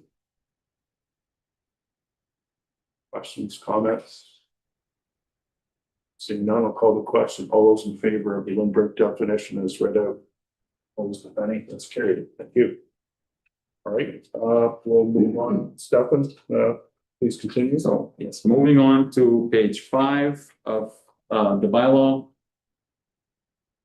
We have the definition of woodlots. Again, it's marked in blue because council has decided, and that definition is now, woodlots are now removed. So in the body of the bylaw, you would see the woodlots are struck. They're simply struck, not in color, but they're removed from all of the mentions in the bylaw. A potential question that was brought up this morning as well. If you look at, so this is another. So in the definitions, there is a subsection 2 in the definitions, and that was brought up this morning. And it is a small piece of text, but it is very important and very contentious. So we're looking at, so for the purposes of this bylaw, the boundary of a woodland shall be defined by the ecological limit of the woodland. So woodlot is removed, and not by property boundaries. Okay, so there are multiple ways to address this. So currently what we have is we have the ecological limit, and the ecological limit is needed. So the boundary of the woodland is needed to ensure that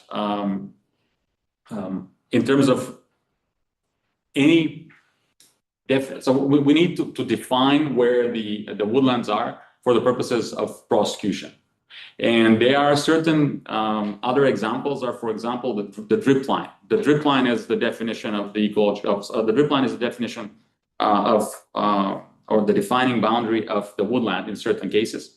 However, for our constituents, the drip line is not an adequate option. The ecological limit of the woodland is allowing for a greater interpretation of where exactly the boundary of the woodland is.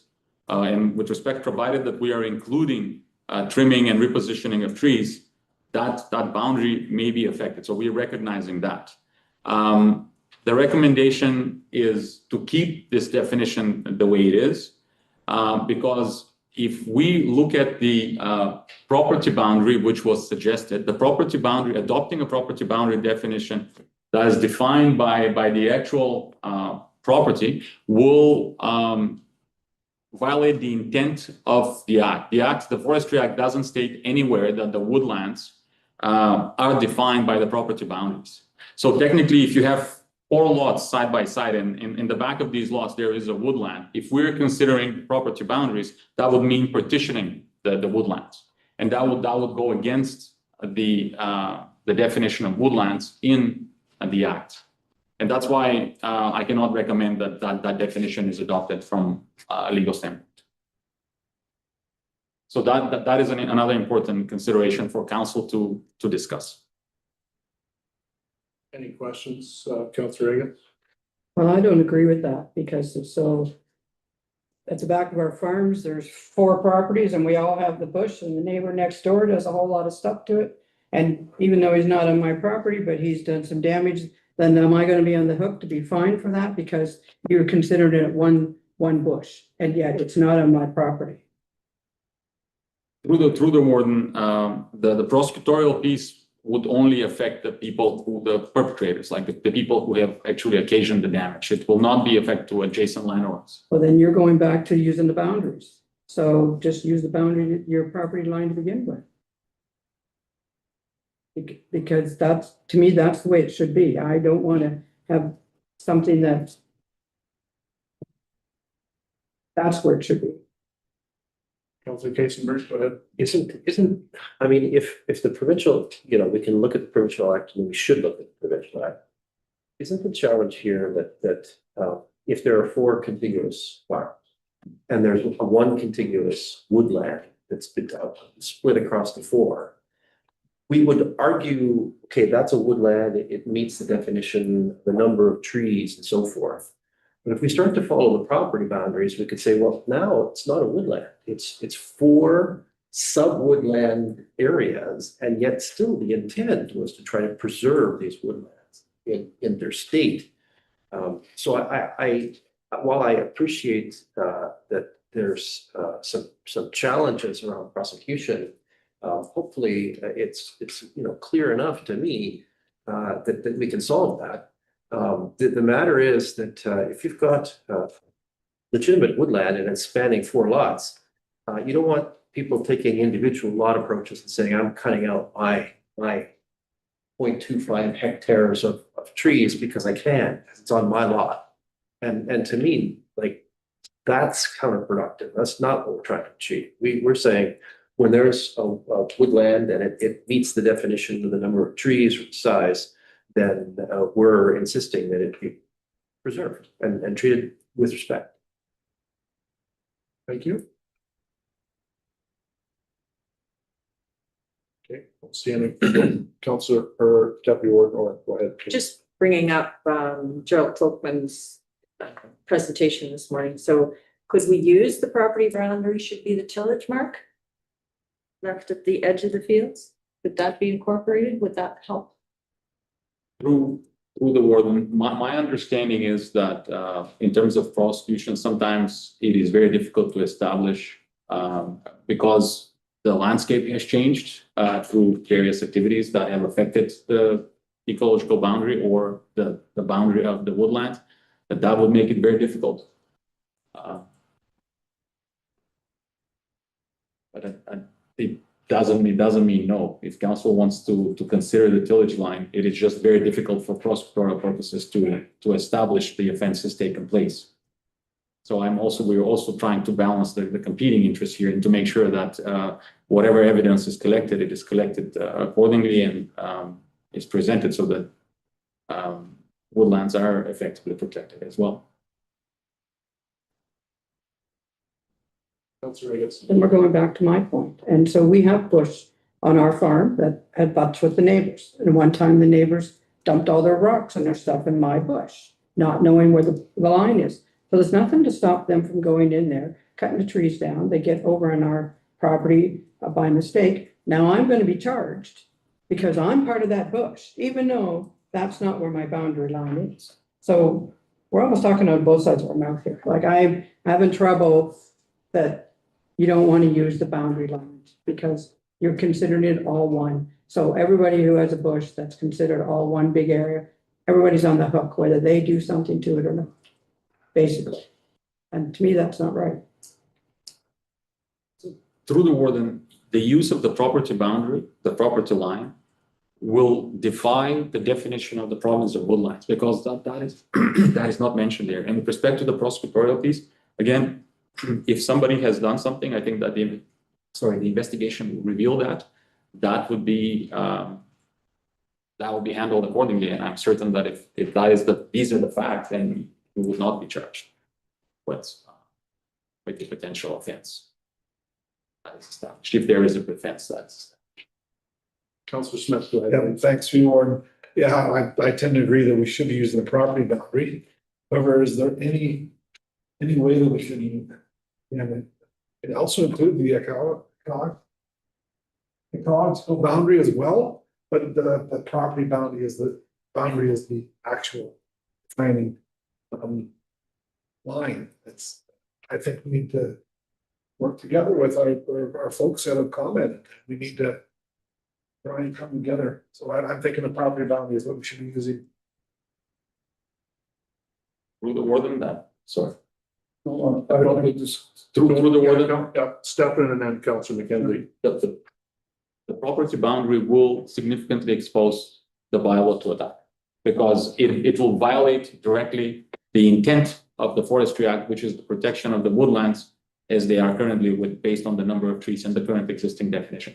That's the only from a legal standpoint, that is the only issue that I have. Whether council chooses in terms of ecological boundary or tillage mark or drip line, or whatever other definition that council wants to consider for delineating the boundary of the woodlands, that is fine. The property boundary would be a significant infraction. Well, I'm perhaps maybe willing to take that chance. I'm thinking perhaps, I'm not sure how the other counties that, going back to the appeal committee, but yeah, I'm not sure if what their purpose is here, if they've included the woodland or the property boundaries, but I think we'd be willing to take that chance. Councillor McKenzie, you're next on the speakers list. Go ahead, please. Okay, and I may be missing something here, I'm not sure. But I think we're talking about two separate things. And I'm using maybe Rhonda's place or my place as an example, where the bushes at the woodlots at the back of your farm. There'll be a property line at the back with your neighbors or your 4 neighbors or 3 neighbors, whatever it is. But also there's a line where you're working your fields at the front of the woodlot, if you want to say that. So I think we've got a property line to deal with the back part of the woodlot, but you also have a cultivated area, if you wish, at the front that you can go by to investigate or whatever, anything happening at the front end of the park. Am I right on that? Through the warden, you are correct. So if we consider the definition for the purposes of this bylaw, the boundary of the woodland, and that is what we're trying to define, the boundary of the woodland shall be defined by, and here the word ecological limit is what is under focus first. So are we talking about the ecological limit? Are we talking about a drip line? Are we talking about a tillage mark? Are we talking about the property boundary? And then if any of these is based on the choice of words there, that will define whether and not by the property boundary, because if it's the property boundary, then that becomes redundant. That's not needed. So the only focus right now that we have is on the word ecological limit. So how is council willing to consider and decide whether the woodlands would be defined? And this is, again, the definition of that is only for the purposes of prosecution, because we in the Forestry Act, there is no boundary that is defined under the Act. The Act just stipulates the number of trees. But if you don't know where the boundary is, like, it's very hard to prosecute and then decide where is the actual boundary. In terms of like imposing conditions such as trimming, such as repositioning of trees, it is important to establish that mark. Supplemental. So then I guess I go back to my point. If you have a woodlot, you're obviously going to have more than one boundary. The back part of your woodlot will be the property boundary. The front part would be, for lack of a better word, the cultivated part, or between the field that's cultivated and the woodlot. Through the warden, so woodlots were removed from the definition. If we're talking woodlands, they are generally large. Yeah. Like, so the implication here is that they would likely span across multiple properties. And then if they're spanning across multiple properties, then we are concerned with, like, where is that defining line? And whether that defining line is the tillage mark, whether that defining line is the ecological limit. And again, we are trying to create something that is acceptable. Go ahead. So I don't think we're disagreeing, I think we're agreeing. But the woodlot, even if it goes across several properties, in our case, the farms are either 50 acres or 100 acres. they're not going to be the total area of the farm. Most of them are going to be the back portion, whether it's a third or whatever it is. So the back property line, and maybe in some cases, the side property line, is going to be the property line. It'll be wherever your property meets your neighbor's property. But the front portion, if you want to call it that, would be the tillage line. Because the trees won't, they won't be the full farm. There will be some, but not very many in Perth County, I don't think. Am I making myself clear? Through the woodland, yes. Okay, all right. That's my question to you, Stefan, wouldn't the tillage, the extent of the tillage that would coincide with the ecological limit anyway? Or not necessarily? Through you, Warden. The challenge, as far as I understand it, is that sometimes when there is cutting that occurs, it is very difficult to establish where that boundary is. But again, if council wants to consider the tillage line as the boundary, that is within council's purview to decide. Council could consider as defined by the tillage limit of the woodland as opposed to ecological limit, if they so chose.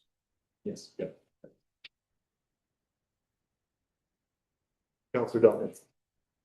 So I could go with the tillage limit or the ecological limit. What do we define as ecological limit? What is the definition of that word, of that phrase? Through the Warden, there is no definition of that.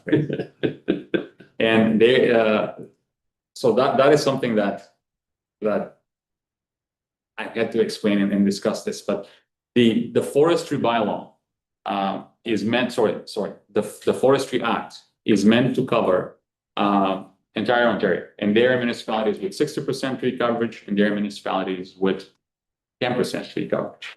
And the act is made deliberate on purpose, so that there is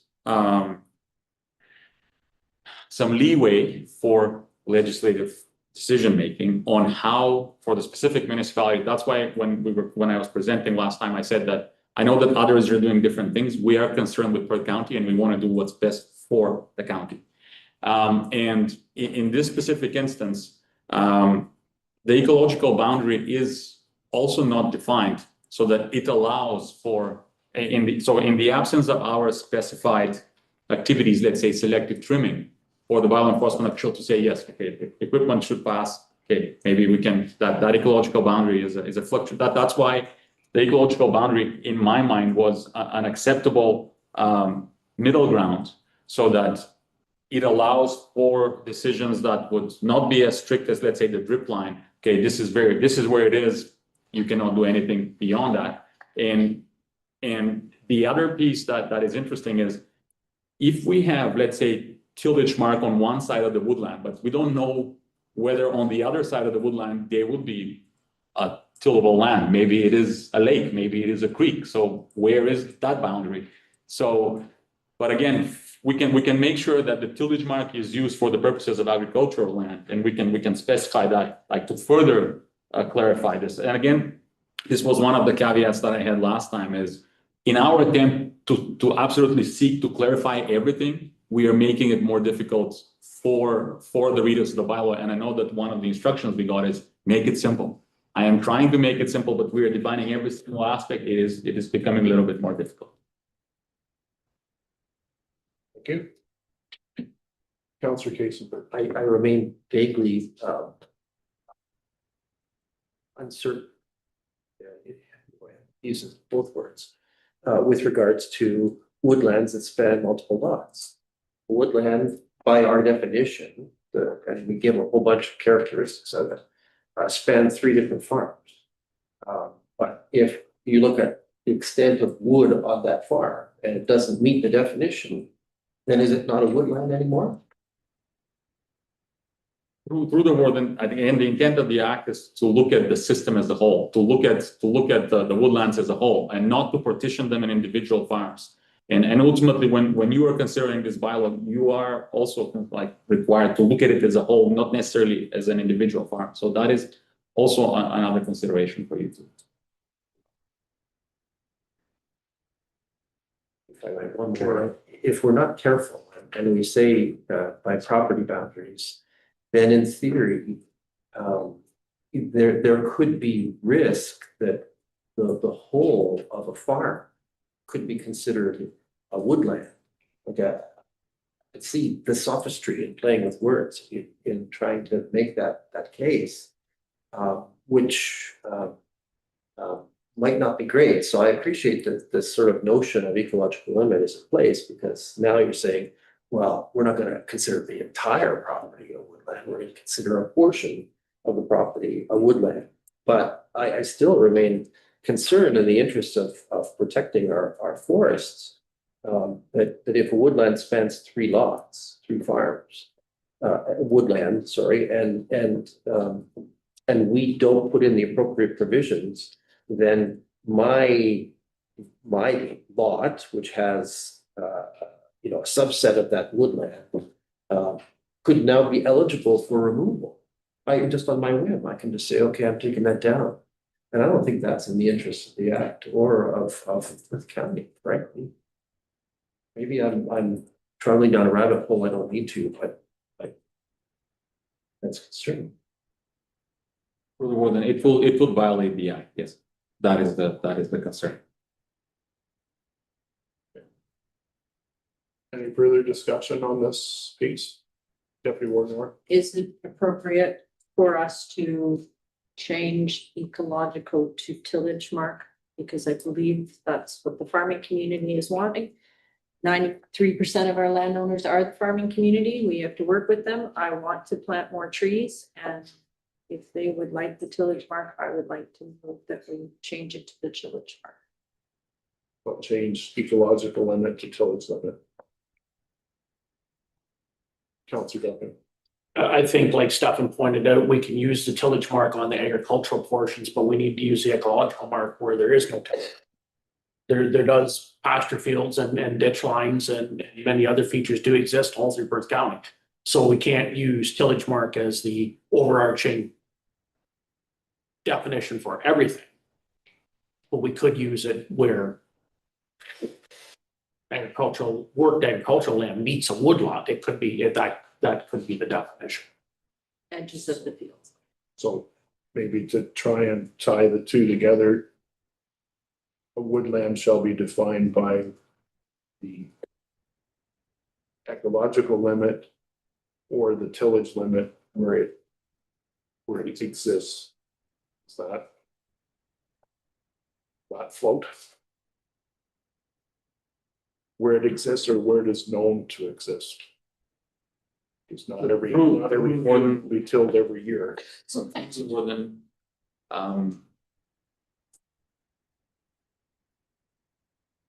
the only concern that I have is again, I'm looking at potentially if there is any potential infraction of the Forestry Act. We could come back with the definition that adequately addresses the tillable land abutting woodlands, and then the remaining any remaining boundaries of the woodlands to be the ecological limit. Yes, we can address that. I wouldn't be able to frame it right now, and just because I'd like to check a few more legislative instruments to ensure that is fine, that is acceptable. Okay. Councillor McKenzie. My intent is not to make it more difficult, but you will have 3 options, or we could have 3 options, and I agree with where we've reached right now. It could be the tillage line if it's up against workable acres. It could be the ecological line if, depending what's on the other side of the bush or the woodland. But it also could be property line if you've got an area where you've got 4 properties together. So it could be one of those 3. Am I not right? Through the warden, the property boundary would defeat the purpose of the woodland definition of the act. So that would directly contravene the act. The ecological boundary and the tillage mark would not. Well, I gotta apologize. too many acres of soybeans in the last few years.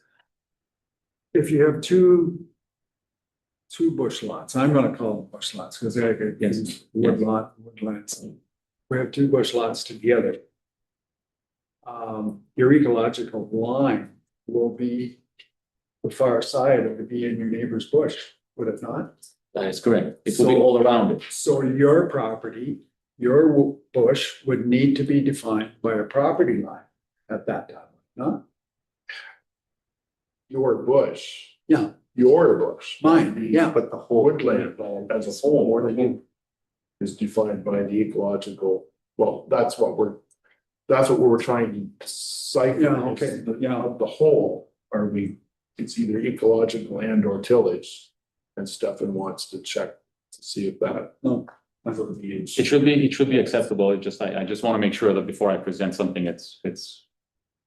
is legal. So. For That's that definition alone, but I could through you, Warden, the definition, so the definition of subsection 2, the deferral would be to have a definition along the lines of, for purposes of this bylaw, the boundary of a woodland shall be defined by the tillage mark if it abuts agricultural land, and by the ecological, in all other instances, by the ecological limit, something along these lines. Of the woodland and not by the property. That's correct. And then, yes, of the woodland and not by the property bounds, yes. So you would need some more time to take that and vet that against other pieces. That is correct, yes. Council satisfied with that approach of the amendment? Okay, so we'll continue that. It's 11 o'clock. Do we wish to have a break? We've been here for 2 hours. Take a 5-minute break, so let's have a recess at 11:01 and be able to ourselves.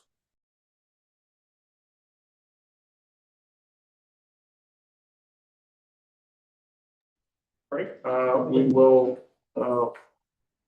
restart after a brief recess, so we start 11:14, so Stefan, carry on. We were looking at the tail end of section 1 on the definition of woodland. So we've had discussion, and we'll go back for some more additional work. So please carry on with the next part of your presentation. Thank you, Warden. Before we move to section 2 and beyond, just again within the definitions, a point that was brought up this morning was the DBH piece with respect to woodlands and the definition of woodlands, and I'll take it's on page 4.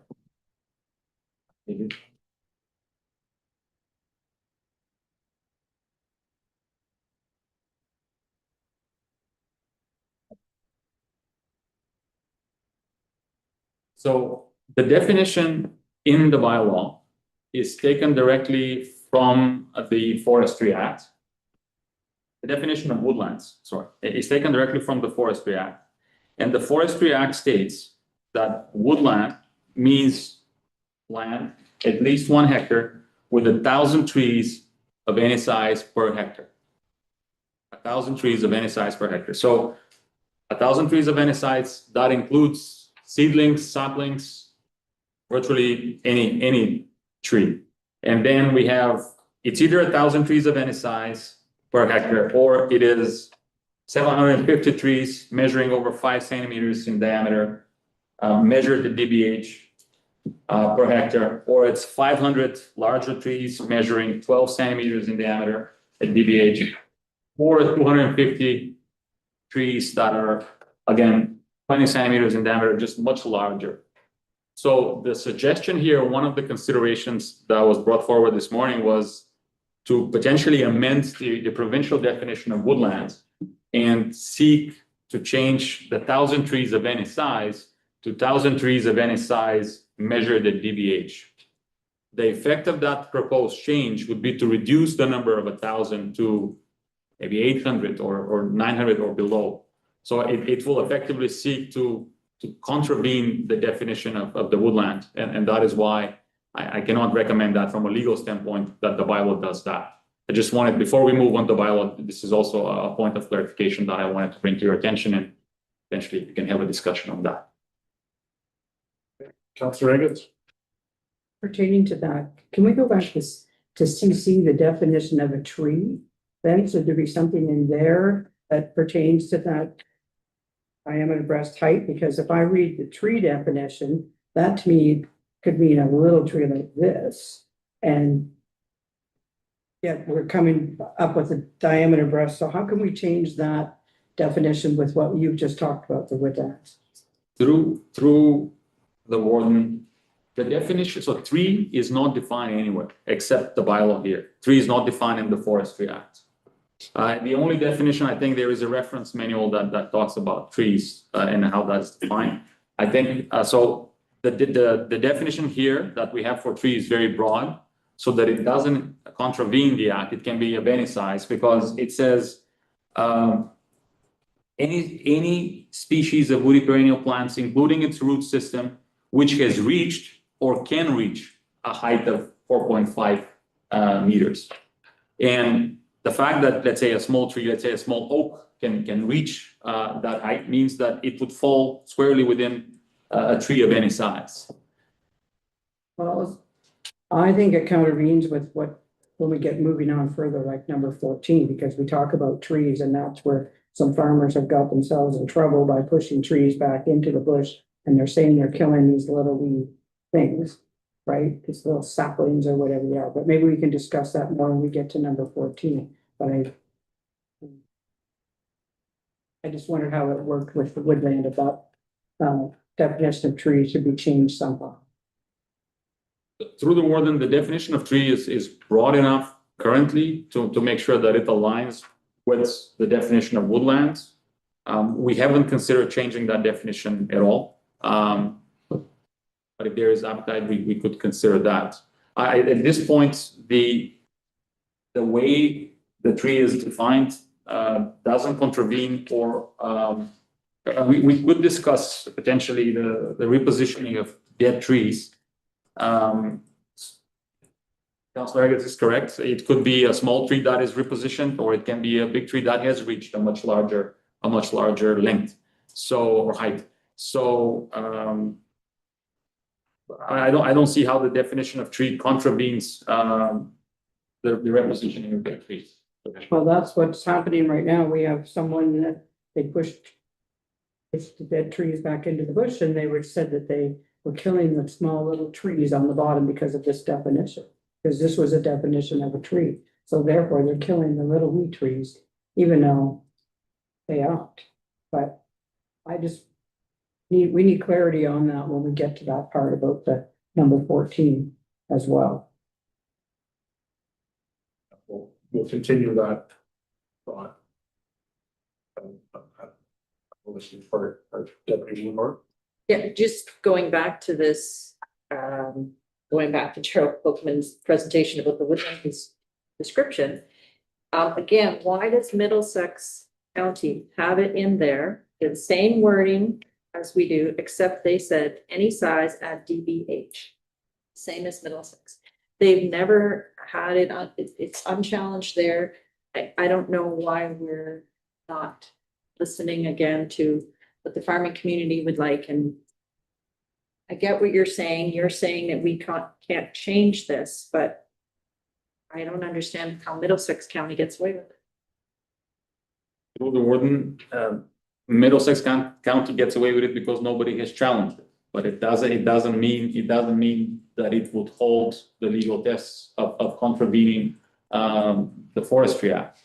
My advice to you, I can say with certainty, with respect to the DBH, that if that is challenged, it would not hold. I cannot say with certainty with respect to the tree plantation and the windbreaks. That I don't know, because it is a gray area, and it will be for the court to decide. But the DBH and the property boundary piece, they are black and white from a legal standpoint. They defy the intent of the act. But if that is something that council wants to do, that's something that council wants to do. I can say that just from a legal standpoint, the legal advice would be not to do it. That is all. Thank you. Anything further before we move on? Okay, I'll carry on that discussion. Thank you, through the warden. So we are moving into the body of the bylaw, and it will be important to have a discussion or an understanding, because an understanding of whether the notice of intent process with the compliance certificate is satisfactory for council, so that we can actually discuss the various provisions that make that happen. Because we will get in. So for example, section number 3 talks about receiving a valid compliance certificate. And then we're moving on to slight modifications of section 3, so that the good forestry practices also requires a compliance certificate, and the diameter cut also requires a compliance certificate. And then with that, as we are progressing through the bylaw, the other provisions, specifically section 4 and 5, we just need some clarity whether that is acceptable. So maybe it is a good point or a good time to discuss that. So going back to the flow chart with the proposed process. Yes.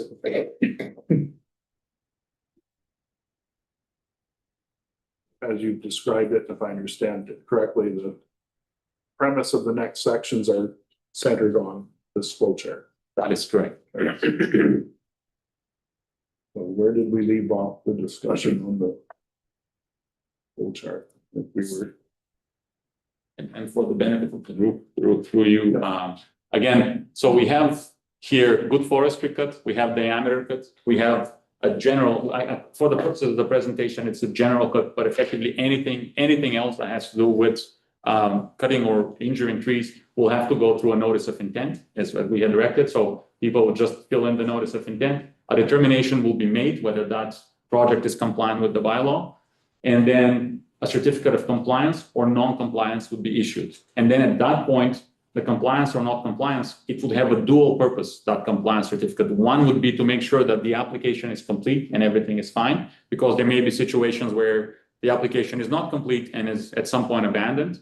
At that point, the bylaw enforcement official can issue a non-compliance certificate after a certain amount of days, and that application is removed, and the person will have to issue the notice or apply for a notice of intent or resubmit one. And then potentially the compliance certificate, which would be a decision, a finalized decision, but again, it will be fairly short, fairly simple and straightforward to say, yes, if the proposed activity complies, here is the certificate, you can go ahead and proceed. The non-compliance piece, in most cases, that's probably where you would see, again, only 5% or less than 5% of the cases are currently in that stream. You would be seeing that appeal process where that is made available through, again, a review. So at this point, for the purposes of the discussion, it may be helpful to break it down in two parts. The first part would be, is council satisfied with the notice of intent process and the compliance certificate? So up to that stage, if that is something that council considers, that'll be helpful. Okay, colleagues, questions, comments, Deputy Warden Miller? I'm just looking for clarity. So we leave it as a notice of intent. It stays in legislative services, and we use what we're doing now. We can talk about adding a committee or whatever. If we moved it to a permit position, it moves to planning. And then we have the and I understand it used to be in planning, but that if we move it to planning and we do the permit, then we have the option of adding the committee. And we then as council will have the opportunity to know if we're going to court or not. Because I've been on here for 4 years and I don't know how many times we've gone to this, except for when we did our presentation and I heard 11 times. I was not aware of anything before that. I'm not aware of anything right now what's going on in court. Would it be beneficial for this council to know when we're going to court or not? Yes, I would just say, why? What for? Maybe I'll have staff respond to the question first. Through the warden, yes, it will be beneficial for council to know when we're going to court 100%.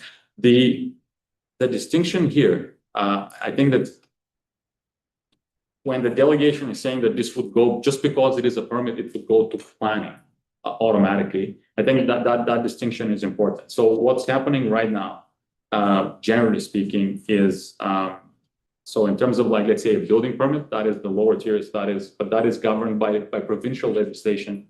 So that is something that planning gets because of that. But in this situation, dealing with the Forestry Act and the bylaw, what this notice of intent process, so the difference between the notice of intent and the permitting piece is, so for the permit, you would have an application, and then you would have a decision, so a processing of that application, and a decision will be issued as a result of that process. The challenge that we had last time around was with the notice of intent, there was no formal decision. There was just the landowner was notifying the county of their intent that they want to do that. And then there was a determination, but never a written decision by our bylaw enforcement official to say whether that activity is within or outside the bylaw. And what we're doing right now with the compliance certificate is we're actually formalizing that process to make it look like a permit. That's why I was saying it's almost like a soft permit. It's not a permit, but it is like a permit where we have a notice of intent, that's submitted, again, an analysis, and we have a formal compliance certificate or non-compliance certificate that is issued. The process is much simpler. There's not much red tape. It works 95% of the cases already. It resolves them. I think it will resolve, based on this situation, it will continue to resolve them, and potentially, if there is an appeal avenue, it will even address the remaining 5%. The only change that we will see is that for the remaining 95% now, there'll have to be a decision made for absolutely all of them. So we were treating them the same. So we're adding like an administrative burden for all of the decisions. So everybody will need to be getting a compliance certificate in order to proceed with a cut, which is a little bit more burdensome than the current situation, but that's where we're heading. That's what the permitting system would effectively achieve. It would have an end result, which would be the permit. In this instance, the end result is the certificate of compliance. But again, it would be a one-page, potentially that certificate can be challenged with an appeal process or peer reviewed or whatever council ends up deciding. But it achieves the same objective as the permit. Supplemental? Yeah, supplemental. So, in a permit situation, as I'm just comparing, I'm gonna use Huron just as an example. If they had a situation where somebody was taking down a bush, their council would know if they're going to keep fighting a certain person or not. They, as a council, would make the decision. So I'm wondering, in a permit situation, is there in other counties, is there a fee for a permit, and would this potentially help us with our bylaw officer? I know it would be more administrative work, but why are other counties doing it and we're doing it different? Through the warden, there is a possibility to impose a fee even with the notice of intent process if the fee is a concern. Again, why are others choosing it? It is contemplated, like the permitting system is contemplated also under the Municipal Act. This is also, I think last time the consideration was because it is simpler, because it already resolves 95% of the cases that we stay within the current regime, and that's why the instruction was to come back with this and then just have a final decision-making piece so that we can actually move it to an appeal process within, and what that looks like is what you're going to see. Wolf, you had some additional information? So through the word, thank you for the reason why it's, you don't see it in their fees and charges bylaw for an administrative fee with the notice of intent is because council had considered that a few years ago And they said, no, we don't want to attach administrative fee to a notice of intent. We want to keep it simple. We don't want to have, we want people to submit notices of intent.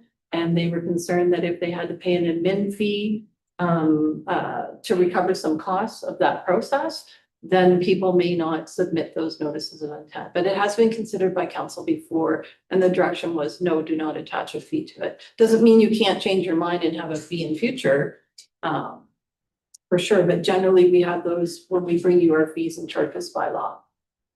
You can consider that if that's your wish. Councillor Agatz, go ahead, please.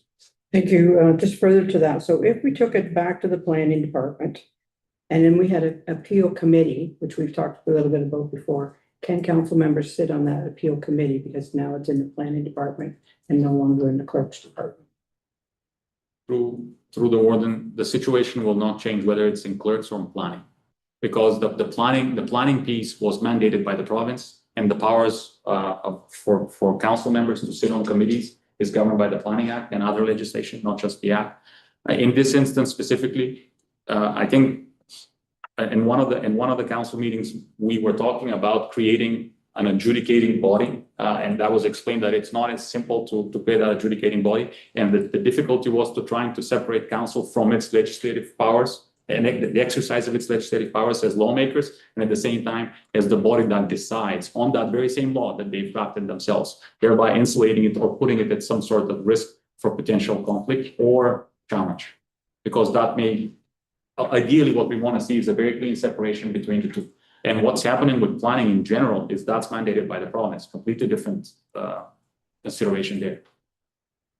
And I guess my other question, why was it taken out of the planning department? It was in the planning department for years. We got reports, we knew what was going on, and now we don't seem to know anything that's happening. Yeah, Wolf. Thank you, through the warden. So that question goes back to the end of 2017, around 2018, when the part of the planning function was transferred to the lower tiers. And then there were staff removed from the planning division. And there was a bunch of changes. For example, GIS was moved over to the IT department. The tree by, which I think also included some 911. The tree bylaw inspection went to the clerk's office or corporate services. It was an administrative way of redistributing the workload is really all it is. And we have, since our discussions on this topic have evolved, we know that we have already set up in our structure when we come to report to council on general litigation overall. We have been reporting annually on general litigation. However, it hadn't included the prosecution. So now that direction's already been given to include all those prosecutions in that particular report that will be coming to you this year. But that's the reason why it was simply administrative. If we needed to look at the org chart, if there was a comfort to be able to say, hey, we prefer it to be in the planning department, but for these particular reasons, we would do that. We have had KPMG look at the organizational structure, and they didn't recommend any move for GIS or forestry bylaw inspections. And you will recall we've had other moves, for example, CEMC, emergency management, used to be with paramedic services and went over to the clerk's or CAO's office as well. So that's just evolved over time based on your staffing levels, going down to, I believe, 2 people. And when you lose your institutional knowledge, things change. Thank you. Councillor Duncan? So I think we've been around and round in circles on this now for quite some time. So I think everything up to the compliance certificates, to me, it makes perfect sense. Like Stefan said, 95% of the NOIs are looked after through this process. Is only 5%. By instituting these certificates, hopefully that looks after most of that 5% too as well. And that gets us to the point where then we just need to make the decision on the appeal mechanism. So I'd be willing to make a motion that we accept it up to the point of the certificate compliance certificate issues, and then we can discuss the appeals mechanism from there. Okay, so is there a seconder for that motion? Councillor Wilhelm, you're wanting to second that? Okay, let's get her to provide the verbiage for that motion before continue.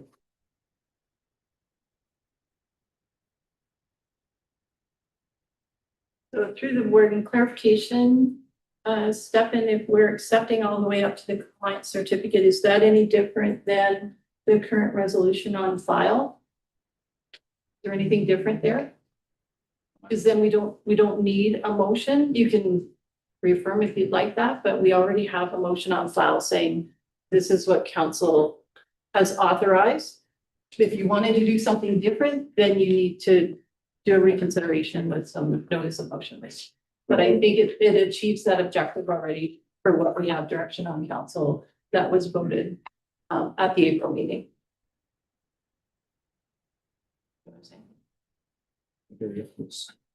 Councillor Duncan, are you satisfied? Yeah, I'm satisfied with that. And I guess we can move on to decide what we're gonna do with the appeal mechanism. So the top half of the proposed process flow chart, it's already been previously endorsed by council, so now we'll shift into the appeal / RPF review process. I'll open the floor up for discussion on that. Unless, Stefan, did you have anything further before we have discussion or? No? Through you, Warden, the only comment that I will have is that the request of council, from council, was to come back with a review mechanism for a peer review by a registered professional forester, and that is the starting point of the discussion. Okay, thank you. Turning over to colleagues, where would you like to go from here? Deputy Warden, I would not like to have just one person on that. I would think a group of three, and if you can't use counselors, definitely the certified professional agronomist.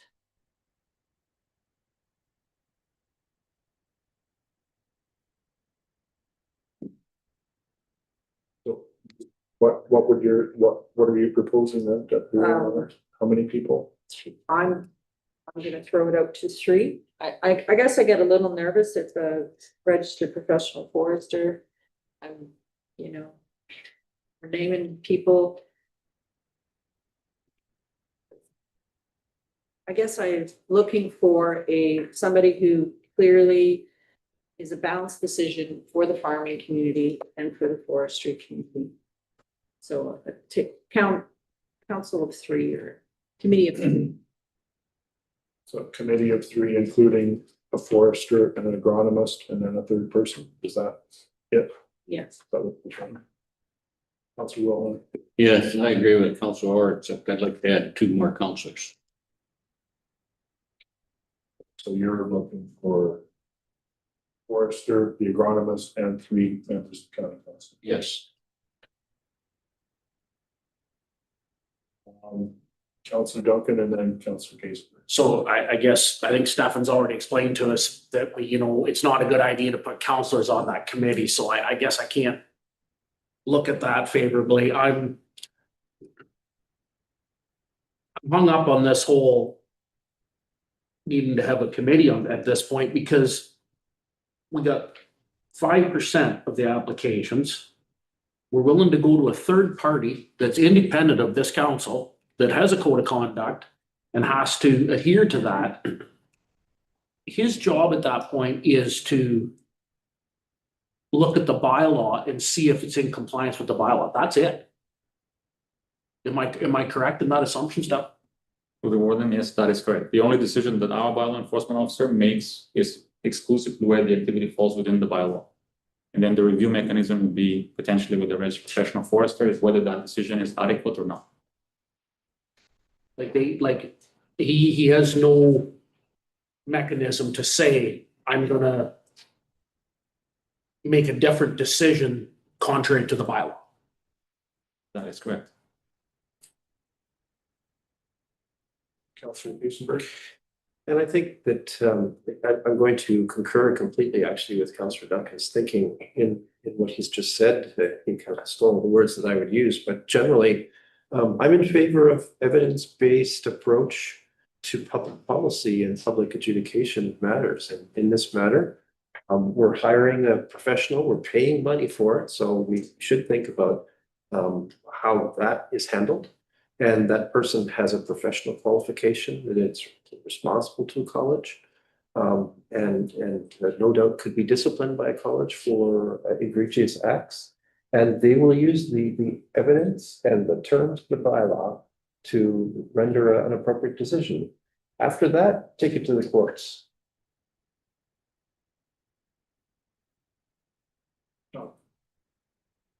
Did someone have their hand up? No. Okay, CEO Wolf. Sorry, just for my own clarification, I guess, we're talking about, on your chart, the resolution on file includes a formal peer review process to be included in the bylaw where the peer review be completed by a registered professional forester should the notice of intent be determined to be non-compliant. So Stefan, we're here, right? That is good. Yeah, so in order to, if you are considering changing that, that would be the reconsideration. Okay? So if we're leaving this the way it is, no other action needs to be taken, no other direction. Unless. Unless you change it. To make a Yes. motion for reconsideration. Yes. The floor is open for that at any time. I guess the message from the chair is if someone wishes to reconsider the appeal / RPF review process, now is the opportunity to do it. Councillor Smith? Thanks, Warden, through you. I don't wish to reconsider. If I'm around this table next term, I sure I have some training, have some experience in different avenues of,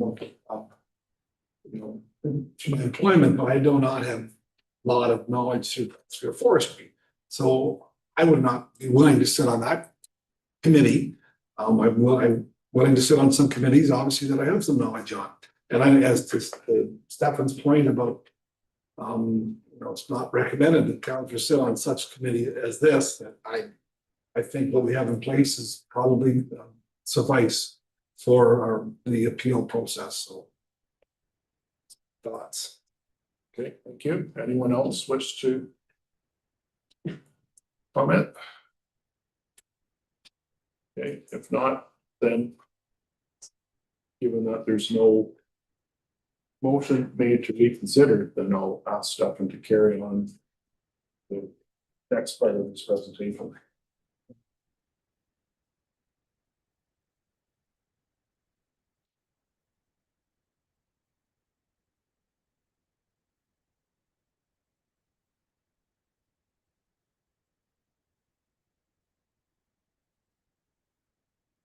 So through the warden, so going to section 2, again, just as a refresher, the bylaw works. Section 2 is just a general prohibition that nobody will injure trees. I won't read the entire section. Moving on to section 3, this is the new. Can you scroll down? This is the new addition is, so a person may destroy or injure trees located in a woodland in the county if the person has received a valid certificate of compliance certificate issued under this bylaw, authorizing the proposed tree cutting activity, and the person carries out the activity in accordance with the terms and conditions of the certificate of compliance and all other requirements of this bylaw. So this is again just that general cut that I was suggesting, that as long as you have a valid certificate of compliance, you're able to proceed with it, to proceed with the activity. Section 3, subsection 2, or Article 3, subsection 2, or section 2, we have, this is the good forestry cut. So the only thing that changes in 3, subsection 2 is we have a compliance certificate now that is required for the good forestry cut. The same thing happens with subsection 3, where a compliance certificate is required for the diameter cuts. The ash trees, so you don't see it here, but the ash trees are removed because that is already dealt with. In green, what is marked is the section that is moved to other offenses as presented during the last council meeting. So it does stay within the bylaw. So moving over to the exemptions, section 4. So we have section 4. The bylaw doesn't apply to a number of activities. As presented last time, one of these activities is number 13, the selective trimming of branches located in an area, and that was something that I think there was consent that it would stay, and that will be a part of the bylaw. So selective trimming of branches located in an area along the edge of a field used to plant crops immediately adjacent to woodlands, where such branches have overgrown and impede the safe and efficient passage of agricultural machinery equipment. All selective trimming shall be limited strictly to the branches necessary to provide reasonable clearance for the farm equipment. Be carried out in a manner consistent with good forestry and silvicultural practices, avoid unnecessary harm to the health, stability, or long-term viability of the trees, and not involve the removal, destruction, or killing of any tree. Section 14 or subsection 14, the repositioning of dead trees located in an area along the edge of a field used to plant crop immediately adjacent to woodland. So we're using pretty much similar language here, where such trees have encroached upon the cultivated areas or access routes. The repositioning or pushing back of such trees into the woodland area shall be conducted using methods designed to preserve the life and structural integrity of trees, not result in the cutting, removal, or destruction of any living tree, and be limited to the minimum extent necessary to restore reasonable agricultural use or access. And I'll ask you to pause there because as per Councillor Agatz's request, just to focus in on this aspect. So pardon me, yeah, dealing, what is a tree, what defines a tree, and preserving the life and structural integrity of the trees, we need to sort this out. So do more than if we can. We'll try to work on it. So the bylaw, the current bylaw already came with the definition of the tree. And that definition, when it was created, when it was adopted by council, was adopted with the idea that it would not contravene, and it, in fact, it even today it doesn't contravene the definition of woodlands or the definition that trees are used in the woodland definition. The challenge that we have is that trees are not defined by the Forestry Act.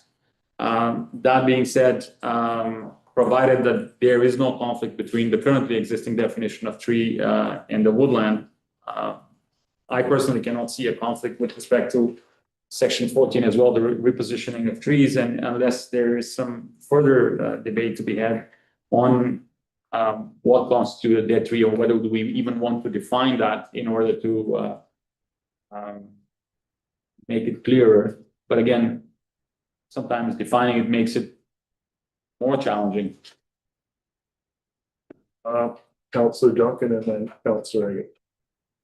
So I think what the worry is here is when you take a piece of equipment, you push a dead tree back into a woodlot, you potentially push it onto maybe some trees this big. You've then injured those trees, then you'd be in contravention of the bylaw without intentionally contravening the bylaw. I guess that's through the warden. My understanding is that when, and I cannot, my understanding is that when the bylaw enforcement official has seen that happen, unless it is at a larger scale, there are no charges that are laid. We're not talking about every single tree within the bylaw. I think it is broad enough to ensure that there is no prosecution that occurs as a result of some trees. And again, that is subject to fact verification and checks that I don't think that we can adequately capture in the bylaw itself to ensure that doesn't happen by trying to limit the definition of tree to something specific and then going to have to measure, is this affected or is that affected? That's going to be very counterproductive by that. So that is the challenge there. I know that we're trying to resolve virtually every single aspect of it, but I don't think that we will be able to address that unless there is a specific suggestion that happens. I don't see, provided that we need a broad definition of tree so that it complies with the definition of what the province already has in woodlands. if we're trying to further define trees, we may contravene something else. But again, it really depends on where we're heading. I don't think that, again, the bylaw enforcement official, when they inspect that, I don't think that for virtually any tree, there is an issue. That's my understanding. But again, I'm not out there inspecting them myself to tell you that that is indeed the case.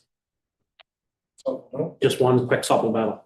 If we were to remove the word destruction in item B, where it says not result in the cutting, removal, or destruction of any living tree, if it was just removed in that line, would that?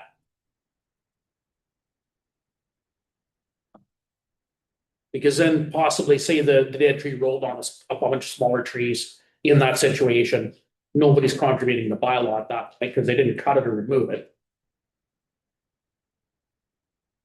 Through the warden, that should be fine. I am just looking to put the here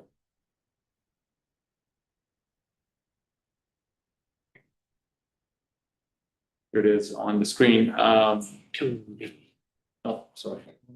More up or down. Page 9. Keep looking at Page on my page. not result in the cutting. Through the warden, yes, by all means, the removal of the words destruction, is that like destruction? Yeah. Just destruction, so not resulting in the cutting or removal of any living tree. Yes. Councillor Eggett's your next one. I concur with what Matt's saying, as long as the people aren't going to be penalized, and that's what's happened. People have got taken to court because they're being told that they're obstructing these little trees that are this big or whatever. And that's what I want to make sure doesn't happen. And I think Matt hit it, that we remove that word, that should help that. But it's up to interpretation. And to Councillor Eggett's point, even if you push over top of the sapling, yes, there will be damage through the incidental contact, but that doesn't destroy it. It bounces, springs back up, and whatever skin damage or was caused eventually heals itself over time. So I just want to add that comment there as well. So Through your warden, then the removal of the word destruction is more important. So so the idea here is to strike the word destruction from the part B of section 14. So is there any further discussion on that? Okay, then I'll ask our acting clerk to provide a motion to that effect to make that change. Through the warden, that item 14 on page 9 of the draft bylaw be reworded to remove the two words or destruction. So that's in the sentence 14B, not result in the cutting, removal of any living tree. That's what it would result. So it's the removal of those two words or destruction. Through the warden, yes. I would slightly modify it, say not result in the cutting or removal of any living tree, but those little typographical changes will be made to make sure that the bylaw reads well in the final version that's presented to council. Okay. Something going to, so Councillor Duncan will move, Councillor Duncan or Councillor McDermott will second. Any further discussion on that part? Now I'll call the question. All those in favor? Motion that is carried. Thank you. All right, please carry on, Stefan, with the next. Moving forward to next item is subsection 15, which deals. The moment, Stefan. Just one quick question. Drainage works, they were section 4 before and they were moved to other offenses. I would assume drainage works would be under exceptions because as I believe it is now, you can do the drainage work, but the way it's kind of posted on page 15, it almost seems like that if you do drainage works, you would still have to comply with the bylaw, which means that if you had to take trees out to move that drainage works through someplace, you would be contravening the bylaw. Through the warden, yes, so there are several like drainage provisions, so one exemption for drainage is here in exemption, so section 4, subsection so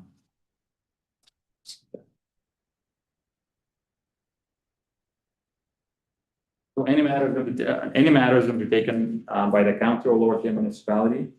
That is one that potentially captures drainage there.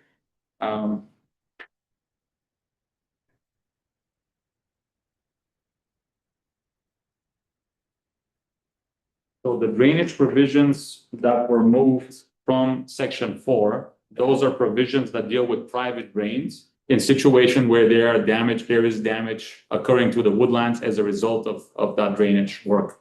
And that's why they were moved to other offenses. Okay. Because there was, if you read it, so except for municipal drainage work, if injury or destruction of trees is intended to construct drainage work, the person intending to cause or permit such injury or destruction by themselves or to another shall comply with this bylaw. So we want to make sure that all of these provisions, they're in terms of any injury that occurs, they're all into other offenses, so it's in one place. Okay. Yeah, that was the intent of what we had considered that, yeah, during the law. So you can Yes, still do municipal drainage and That's correct. private individuals. that's correct, do that's correct, Drainage also, yes. okay, without contravening the bylaw. Well, unless, yes. It depends on where through the warden, it depends on where the drainage is. Yeah. But the idea is if you're destructing it, depending on the drainage that will occur, that will have, if you're destroying trees, then you'll have to file for we'll have to submit a notice of intent, make sure that is fine, that you're not destroying however many trees you want to destroy, or you're effectively in compliance with the bylaw. But you could do that. still be able to do your drainage. Yes.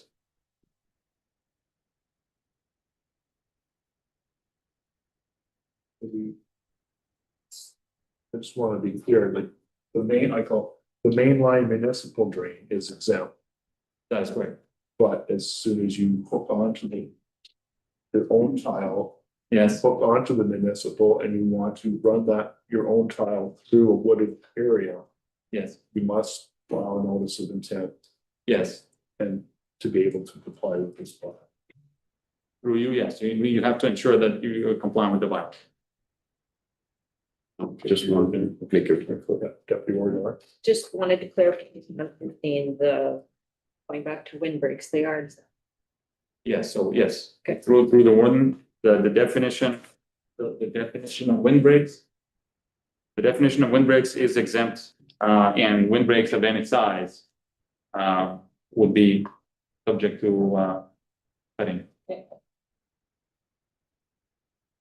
Yeah. Yes.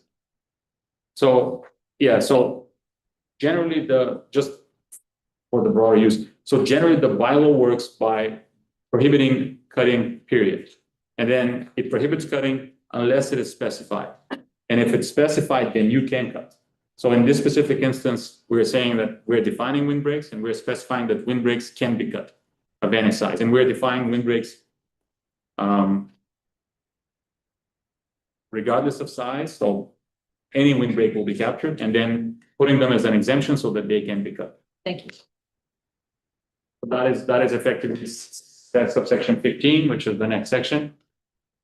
And again, when we were drafting that section, the intent was to consider the needs and the intent of council to make sure that all windbreaks are captured. So we're moving on to notice of intent, so section 5. So every person who intends to destroy or injure trees located in the county under subsection 3.1, which is that the general cut and the requirement for a compliance certificate. Under this bylaw shall first request a notice of intent form from the county. The person shall legibly complete the form and personally deliver it, send it by mail, fax, or email to the county as directed on the notice of intent form, no less than 20 business days prior and no more than 180 days prior to the start of the destruction of any trees. This was language that was taken from the existing bylaw, but we're just extending it to the current situation of the general cut, as I call it. Subsection 2 of section 5 deals with 3.2 now, which is the silvicultural prescription, the very same language that we have, again, similar timelines. Subsection 3 deals with the diameter cuts. Again, very similar timelines. Right now, under this new process, so under this, the notice of intent. So the notice of intent, so upon receipt, the county may return the form as incomplete, inspect the site, require additional information, and this now is issue a compliance certificate or issue a non-compliance certificate or any one of the foregoing. So we are just including this to make sure that it's reflected and it captures the flowchart process. Question? I just Oh, need sorry. clarification on what this compliance certificate is. It's Yes. from, what exactly? Through the warden, at the end of the bylaw, there are a number of forms. I didn't know if council would approve it in the current form, but it will effectively be a decision that will stay whether the current, and relatively simple decision on a one page. So we wanted to say one page that the current, that the proposed activity under the notice of intent complies or it doesn't comply with the bylaw. If it complies, then that's fine. And if it doesn't, there has to be some reasons as to why it doesn't comply.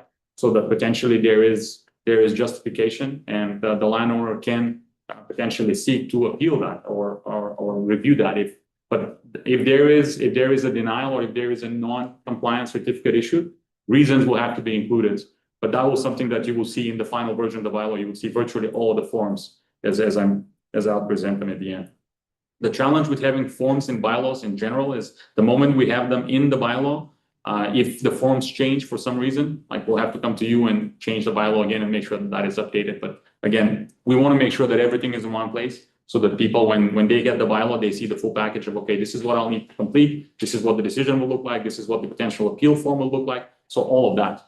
And that is currently at the very end of the document is the intent is to have all these schedules, notice of appeal, compliance certificate, non-compliance certificate, so that virtually everything is listed in one place.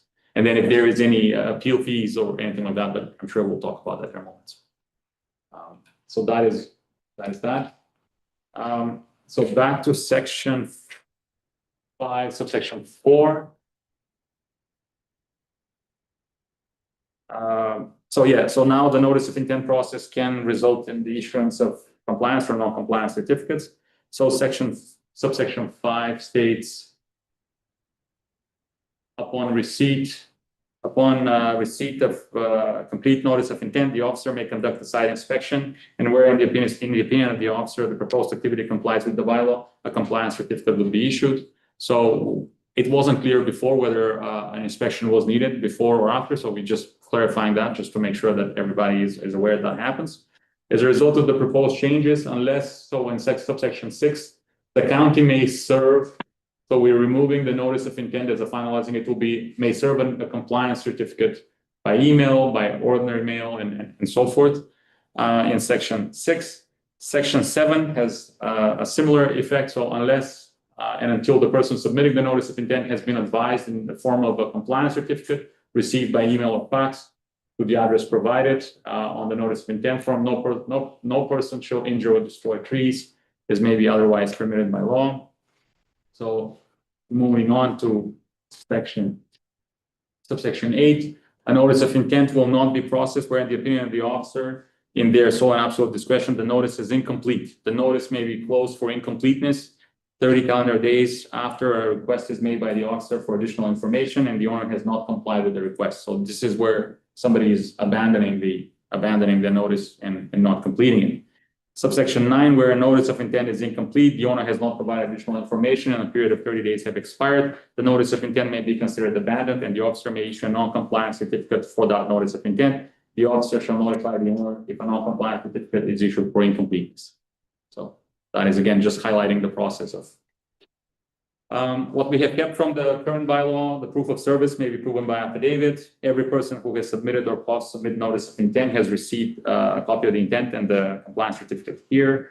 And then they shall notify the officer and the county by fax, email, or phone no later than 7 business days and no less than 24 hours prior to the date on which the destruction of trees is to begin, advising of the location of the destruction or injuring of trees and the date upon which the injury or the destruction of trees is to start. So that is already happening.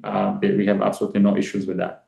So here we're moving on to the appeals process of the flow chart. So issued non-compliance and compliance certificates may be appealed by filing a notice of appeal within 30 days of the receipt of the certificate. So once the certificate or non-compliance certificate is issued, there are 30 days to appeal it. So you will not be able to appeal after that date. So that we've stipulated that here. This cannot be an open appeal. You can appeal it at any time. Upon appeal by an owner, the appeal officer, so this is the appeal officer, the registered professional forester, will issue a notice of decision. The county delegates the appeal officer the power to issue the notice of decision and to impose conditions, any such conditions as needed. Where an appeal involves an area that is wetland, the appeal officer shall consult with the conservation authorities or other agency as are deemed necessary.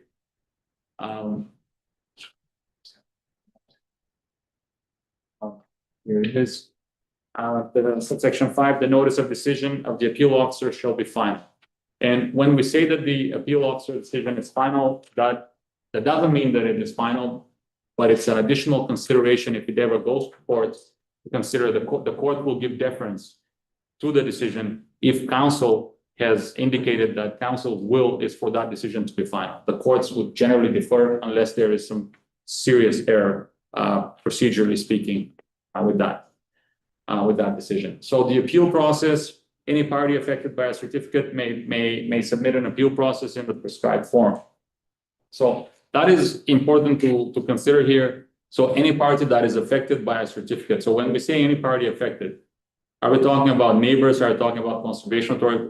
Any party means any party. I just want to make that clear, and I want to make sure that council fully understands that and considers that as part of the process. So this will go both ways. If somebody is affected by it and wants to have that process appealed, let's say a neighbor, they could potentially appeal that. If somebody, let's say the removal of trees, if the conservation authority is against it, they can appeal that. But again, I don't know how they'll be notified. That is, these notices are not going to be sent to virtually everyone. So that these are considerations just for you to think about. I'm just flagging them for you so that you make a fully informed decision on what's proposed to you. So generally, when we're talking about appeals, like for example, with notices of assessment, anybody can appeal their neighbor's notice of assessment and impact. A neighbor can appeal your notice of assessment and impact if they think that their property is inadequately assessed or that your property is inadequately assessed. So by the same token, the appeal process here is open and deliberately the bylaw is drafted so that it's very broad. I will keep going, and there are no comments. Keep going. Okay, the notices. Any hands up, Stephanie? Okay. Thank you. The notice of appeal. So this is another decision to be made at this decision point. The notice of appeal shall be accompanied by an applicable fee as prescribed and contain a description of the proposed activity. So does council want to have, is council willing to have a fee for the appeal? That is a point here. Look around to colleagues to see what their thoughts are. Councilor Riggins, go I ahead. think you should, because otherwise anybody can just appeal. It's just like an FOI, they can pay $5 and get whatever they want. And if they're really serious about the appeal, then you make it enough that they're really serious about their appeal. So the warden, the FOI is $5, but also the staff time sometimes involved in bringing that information also costs. So I know, and the person who's doing the FOI doesn't see that. They pay the $5. They don't realize that staff spent 3 days or whatever it takes to look all that up. So I don't know, I tend to, if people want to do an appeal, that they pay for that. They pay enough dollars that they're really serious. They're not just because they can appeal, they'll appeal it. Maybe I'm not the right through people. the warden, then the issue becomes what is the quantum of that fee? Yeah, at what's a minimum price or what's the looking? Staff comments on what would be a typical applicable fee in this instance? Any finance or planning or anyone can share some insight on that? Or is that something that we can ask staff to bring back with more information. Right, so through the word, we would come back with a methodology showing you exactly why we would recommend a particular fee. And then if you approve the fee, then it goes in the fees and charges bylaw. Would that be tied to this bylaw or dealt with separately under the fees and charges? I think in this bylaw, it says the prescribed fee, right? And the prescribed fee would then go to the fees and charges bylaw, which would be updated. Oh, so I have to do it here. We have to Separate do it issue. here and then. As long as it's in this bylaw, then we'll work on a prescribed fee and we'll bring that back and. All right, so it's an independent exercise Yeah. of what this bylaw is. Through the warden, is the, just my understanding, is the idea to have a cost recovery mechanism of some sort? Or is the idea to have just a fee that will offset some of the costs, but not all the costs on the peer review process? So through the warden, the last time we looked at notice of intent, it was to recover some administrative fees, certainly not all the administrative fees. And it would be generalized because some took more time than others, just like planning applications. But there's a methodology we would go through. We then bring that back to you to say, here's your options. Some cost recovery is this, full cost recovery, which is what council has told us in the past. Because we want our planning applications, development pays for development. So we look for cost recovery and we do a step down analysis for that. But we definitely would be bringing that back for you. Councilor McDermott. We're talking about the appeal process, right? We're not talking about the notice of intent. That's entirely different, right? We're just talking appeal. Yeah, that's correct. Through the warden. So a notice of appeal, so I'm moving on with subsection 3 here. The notice of appeal shall be deemed incomplete.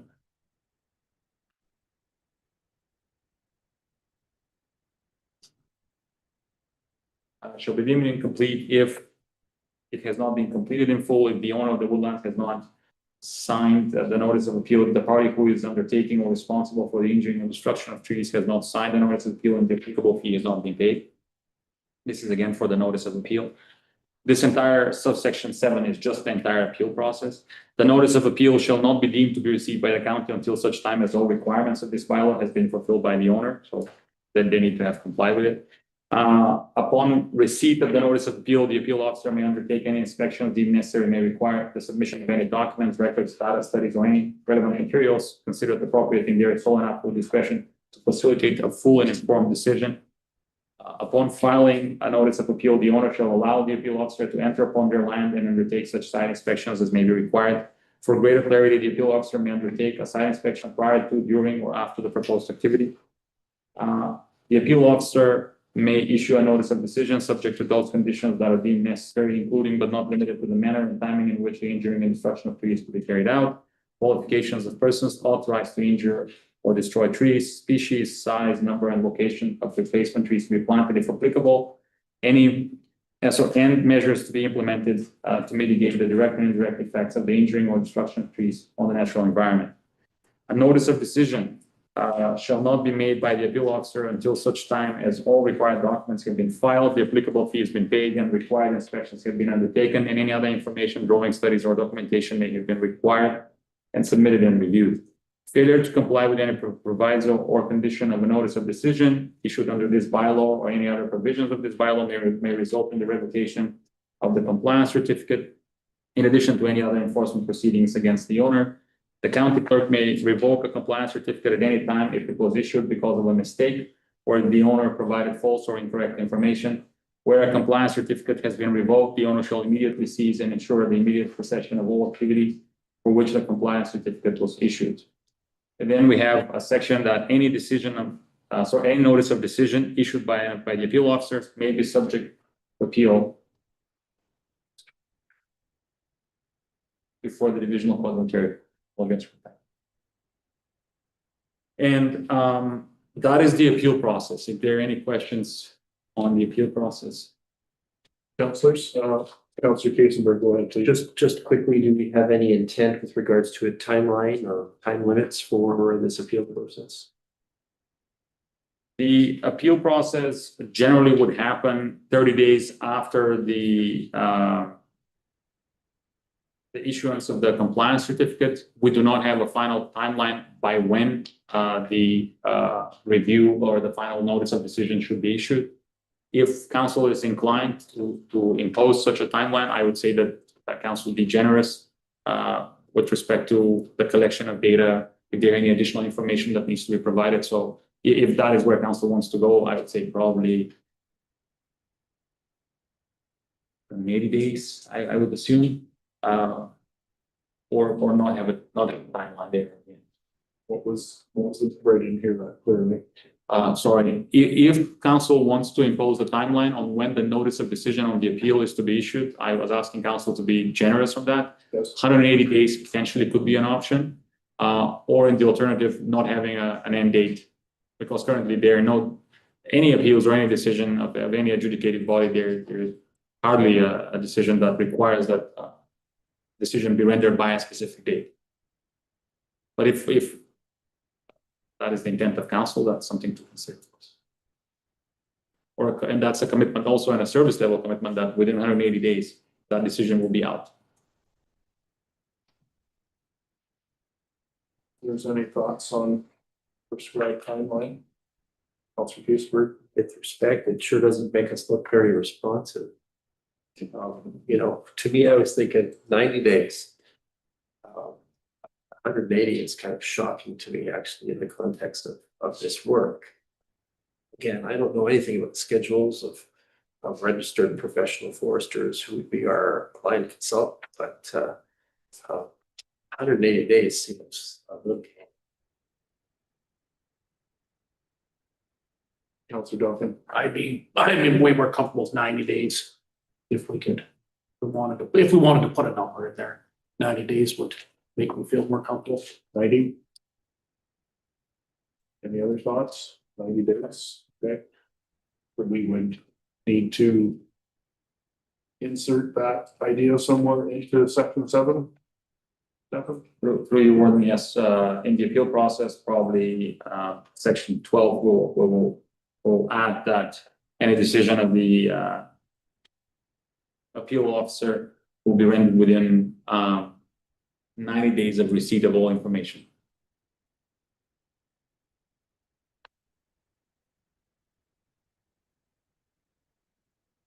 Any decision will be rendered within 90 days of receipt of all information.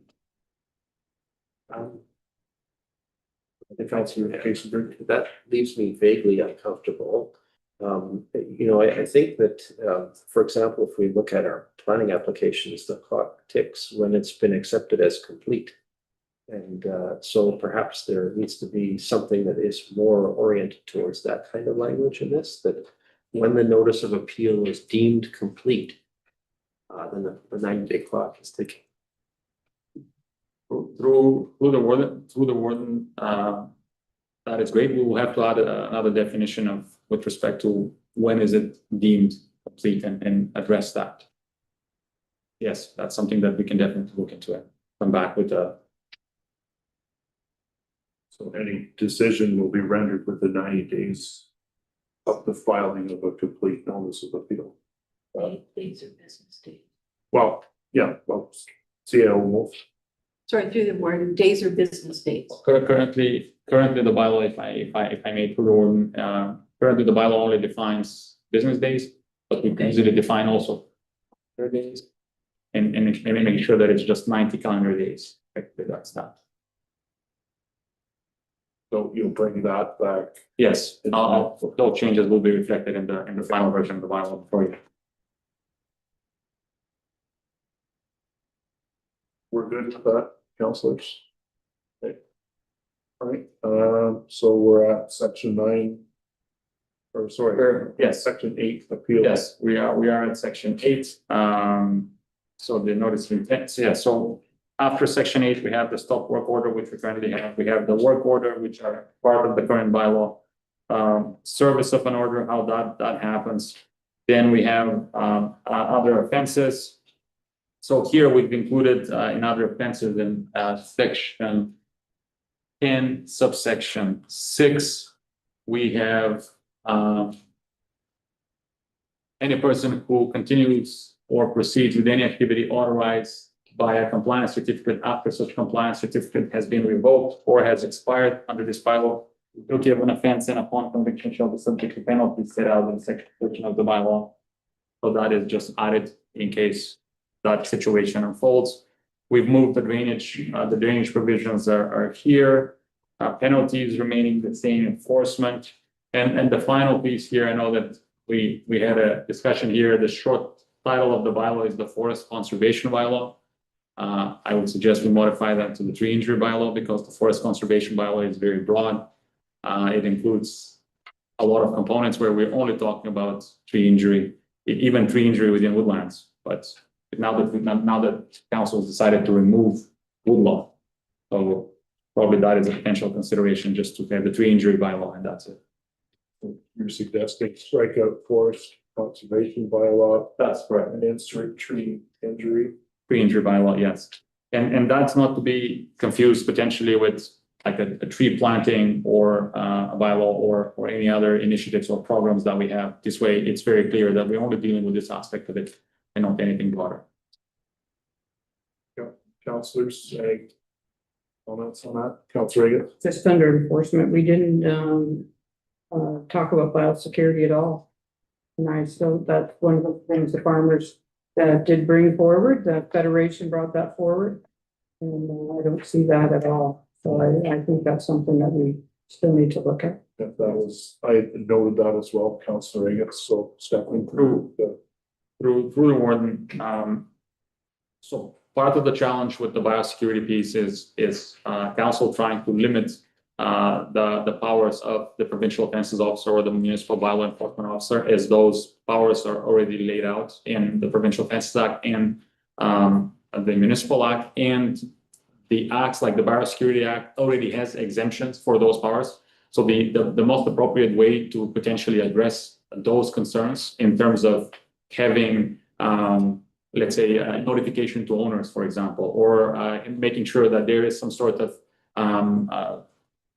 protection gear that they're wearing so that it doesn't affect cultivated plants or any other property. That probably the better way to realize that is through standard operating procedure and further instructions to the bylaw enforcement official. The other piece would be in terms of, I know that one of the matters that was discussed was timely notification or notification if possible. That is again subject to a discussion, and not only discussion, but like in terms of protocol, if that's feasible, that's something that can be done. Again, we are trying to modify the culture in terms of trying to work and cooperate with landowners and not just try to impose certain conditions which we know that are not enforceable within the bylaw, that are contradicting acts. So we're mindful of that, and the way we will probably handle that, not probably, the way we will handle that is through a standard operating procedure, probably, and further discussions there. Is there a way that we can, in this bylaw, cross-reference cross-reference the staff or cross-reference employment of the standard operating procedures? Just to connect the two ideas together, like include in this bylaw that, yes, that when an officer enters, they will follow the standard operating procedures prescribed through county. Through the warden. The tree injury bylaw is only one component of the overall strategy and policy that we need to have with respect to natural vegetation and tree canopy. And in addition to the tree injury bylaw, there will be a document that comes before you that deals with and puts it in perspective in terms of the legislative framework that exists, in terms of the strategic plan, in terms of the provincial planning statement, the official plan, all of these documents. And I think that probably is the better avenue to include and make sure that, and also identify there that we have a standard operating procedure in order to ensure that this bylaw is like adopted fairly quickly, and we're moving in and adopting it fairly quickly. And at the same time, when we are creating that overarching framework or adopting that overarching framework, which will include this bylaw as one component of it, We'll identify also that one of the other documents that we have will be the operating procedure for our bylaw enforcement officials. That is a potential avenue to address that.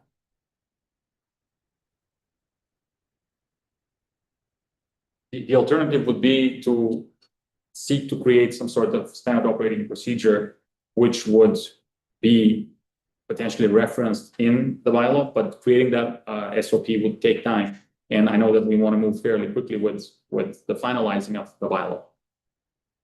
So I'm mindful of that as well, because my intent would be, if not for the next council meeting, for the meeting following that, is to present to you the final bylaw with virtually everything that we have discussed here today.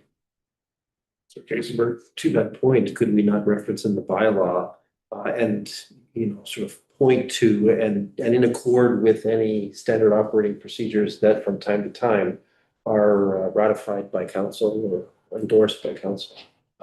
Corporate thoughts like that? that was where I was going with my question. Yes, that is an excellent point. Yes. We could potentially in the enforcement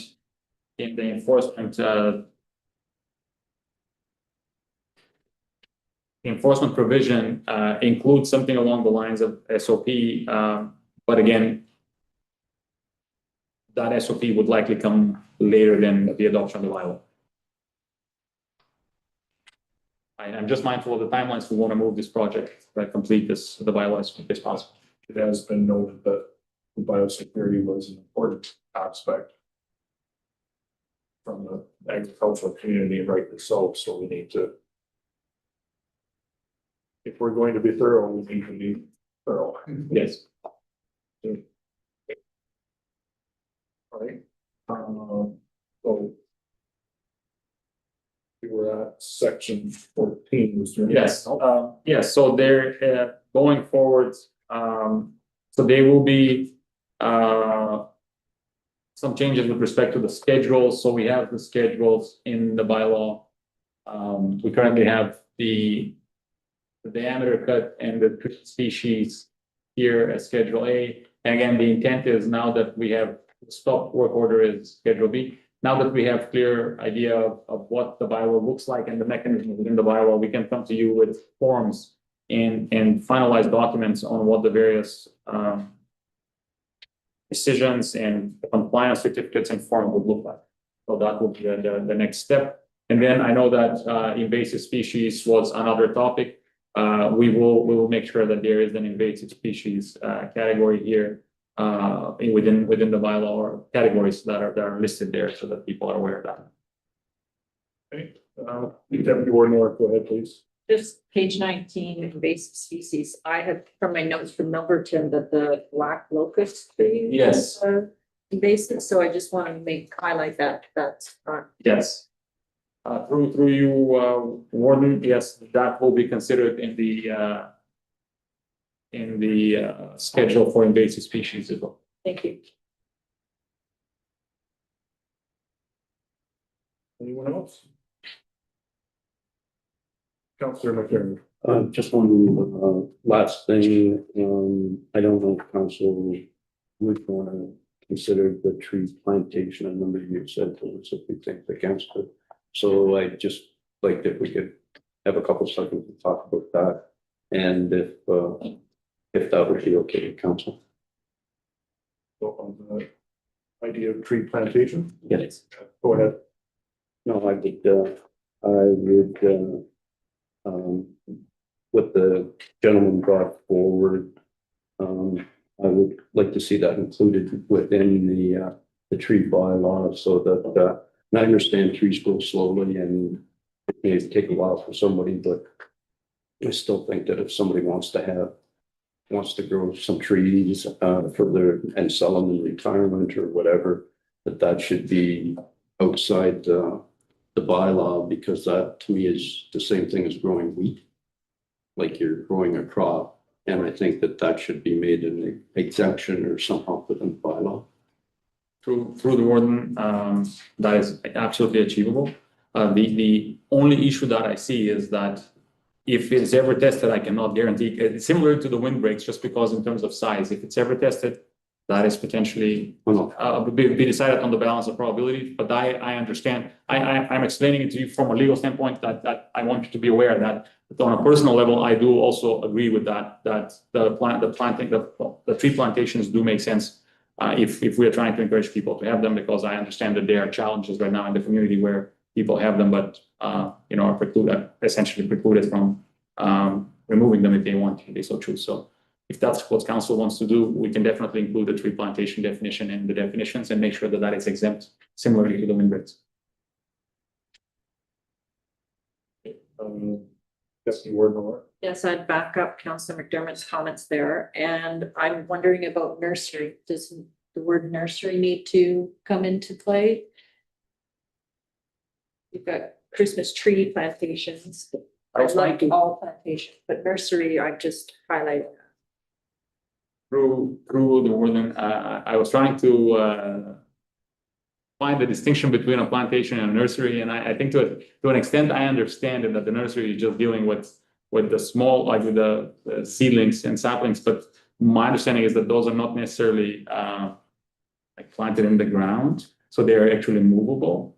So if that is the case, I don't know how, like the distinction, but if we want to include plantation, so that again, for greater clarity, we can clarify that to ensure that it also includes nurseries or something along these lines, we can definitely achieve that.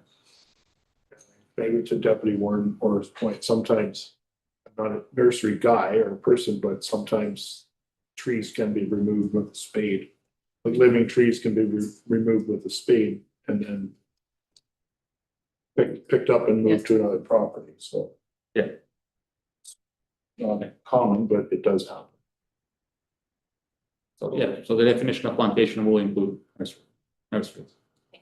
So we would, it would be appropriate to formulate a motion to that effect. Yeah, that's a look to our acting clerk to. Thank you. Through the word, so looking for a resolution, giving direction that we include a definition for tree plantation and provide an exemption in the bylaw for them, including tree nurseries. Councillor McDermott, are you going to move that? Okay, seconded by Councillor Smith. Any further discussion on that aspect? If not, I'll call the question. All those in favor? Opposed, if any, that's carried.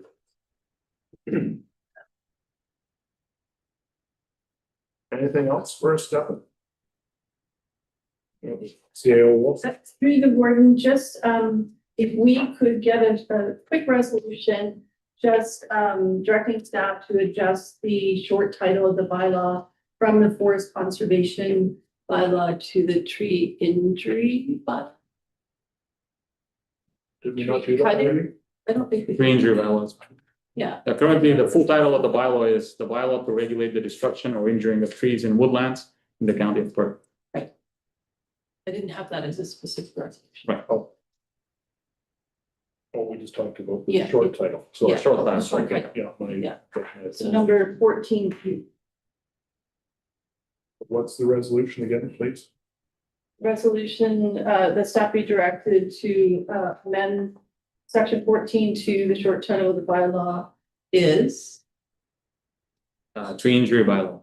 tree injury bylaw.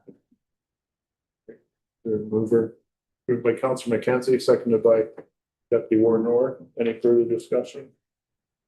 Seeing none, I'll call the question. All those in favor? If any, it's carried. Okay. Anything else? You warden, the last comment probably is, when do you want to see this before you again? Whether it's going to be the June meeting on the June 4th or June the 18th. There are some changes to be made, so June the 18th if possible, or if council wants to see it sooner. First, comments to be fine to that. I'm good with the 18th to give you just a little bit. Thank you. Thank you. Because 2 weeks is pretty tight turnaround for all that we've discussed here, I think. It actually would have to be a week. It will have to be tomorrow. Yeah, because the agenda has to go out a week ahead of time, so we will reconvene on this topic on the June 18th meeting. Okay, thank you, Stefan. Thanks, colleagues, for your cooperation and undivided attention. So we're moving on to 8.3 Public Works. Is there not a motion for that? Sorry.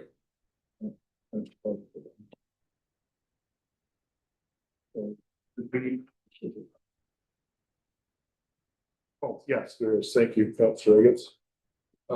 So the first part is that council receives the tree injury bylaw draft update and presentation report. Moved by Councilor McDermott, seconded by Councilor Riggins.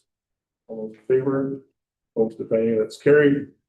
And the second part, council's given sufficient direction on the different portions for consideration in future council meetings. So we want to wrap that up. For the date of the meeting there, Okay. June 18th. Right, so so the next resolution would read that council directs staff to prepare a final proposed draft bylaw for consideration at the June 18th county council meeting.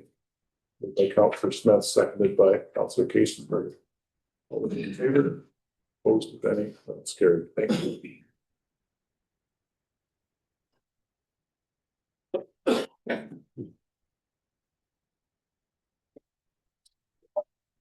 So we've still got a bit of work to do yet.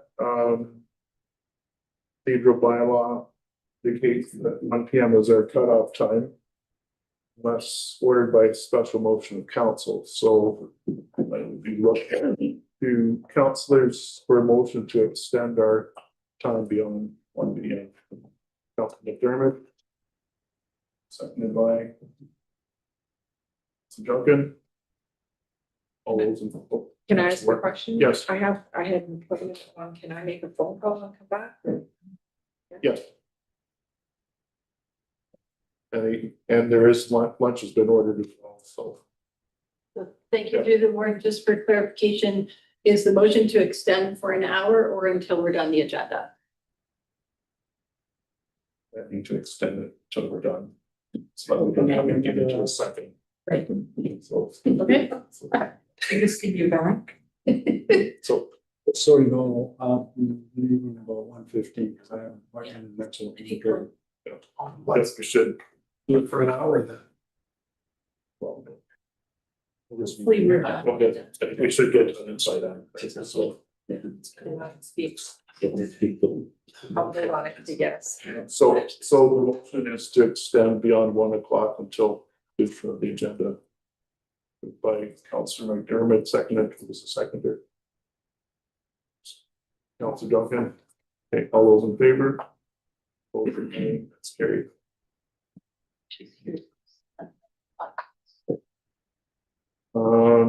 So lunch is here, we'll need 5 minutes, but to set that up, but we'll proceed with 8.3, 8.3.1.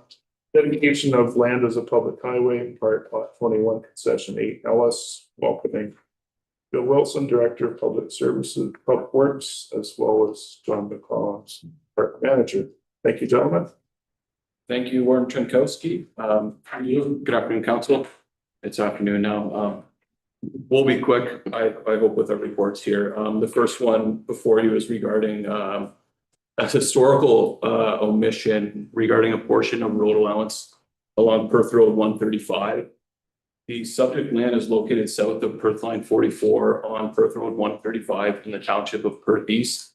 And it is legally described as Part Lot 21, Concession 8, Ellis, having the PIN noted within the report.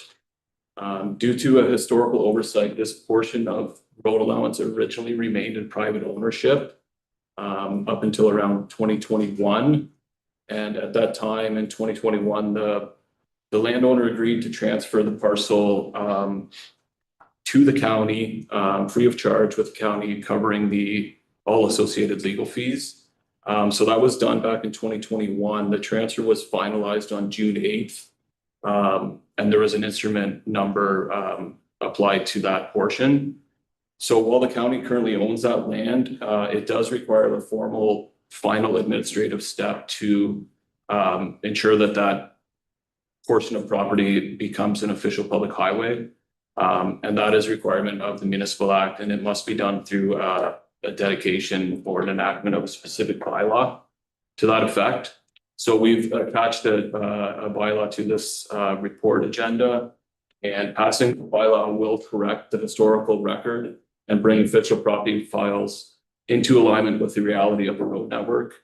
It ensures that the road allowance for Perth Road 135 is legally continuous, solidifies the county's jurisdiction over the full road width, and secures legal road frontage and access rights for adjacent properties. There are no new financial implications associated with this report. The legal fees were settled during the initial land transfer back in 2021. And the only remaining costs are a nominal fee to register the final bylaw at the LRO Land Registry Office. And following council's approval, staff will proceed with that registration. That concludes my summary of the report, and I'd be pleased to respond to any questions. Okay, thanks, Bill. Colleagues, any questions for Bill on that? It's fairly straightforward. Okay. Resolution reads as follows: that council receives the dedication of land as public highway, part lot 21, concession 8 Ellis report, and that council dedicates the lands legally described as part lot 21, concession 8 Ellis, as in R 349152, lying east of HWP 574, Township of Perth East, County of Perth, being all of PIN 53170-0107 LT as a public highway forming part of Perth Road 135, and that council authorizes the chief administrative officer to execute all documents necessary on the behalf of the county of Perth. Moved by Councillor Kellum, seconded by Councillor Wilhelm. All in favor? Opposed, if any, that is carried. We'll move to 8.3.2, the temporary all-way stop at Perth Line 20 and Perth Road 163 in the village of Fullerton. Bill, floor first. Thank you, Warden. Again, through you to council. The purpose of this report from Public Works is to seek council's authorization for a temporary amendment to Schedule A of the designated through highways bylaw in order to establish a temporary all-way stop at the intersection of Perth Line 20 and Perth Road 163 in Fullerton. As council is aware, the MTO is constructing capital improvements to Highway 23 at Perth Line 20 in Russelldale. Certain phases of that project will require full or partial closure of that intersection, resulting in detoured traffic being routed through the intersection of Perth Line 20 and Perth Road 163. To ensure public safety, staff are recommending a temporary all-way stop at this location. This is consistent in application as recommended within the Ontario Traffic Manual for temporary construction conditions when we are aware of increased turning movements and increased traffic volumes using a specific intersection. This measure was included during the pre-start meeting and is supported by both Perth County OPP as well as West Perth Fire Services and the MTO. Under the Highway Traffic Act, a bylaw was required to give the OPP the legal authority to enforce the new stop condition. So passing the temporary amendment will establish that necessary legal requirement to permit that. The temporary always stop would be installed to OTM standards, and staff are coordinating with the MTO to provide notice via roadside messaging in advance of that. County staff would be doing the conversion and there would be cost recovery through the MTO's project for any of those improvements. The detour is scheduled for stage 3 works of that MTO project, and that is anticipated for mid-June. And the temporary stop conditions there would remain in place for the duration of the project until then. Once the detour concludes, the signage would be removed and the intersection would be reverted back to its original two-way stop configuration. On that note, staff have collected precondition traffic data of that location, so we do have a an understanding of traffic conditions prior to that all-way stop potentially being installed. That would support any future studies of that intersection. And as I noted, financially, there are no costs to the county as we will be recovering any expenses from the MTO through their project. And that concludes my summary of the report, and we'd be pleased to answer any questions. Okay, thanks, Bill. Councilors, any questions for Bill on that? Councilor Smith, go ahead, please. Thanks for your warning. Just a comment. I appreciate that last paragraph that perhaps in the future it could become a permanent four-way stop. It does, it is quite busy in there. Thank you. Anyone else? I guess I had a couple questions. So the county will install the necessary signage. So who looks after, like during the course of the construction, is it the MTO or the contractor thinking daily sign inspections and the sign diary? Is that turned over to the contractor then? Yeah, through the warden, that's the responsibility of the contractor, the MTO's contractor, to maintain their detour route and inspect the signage.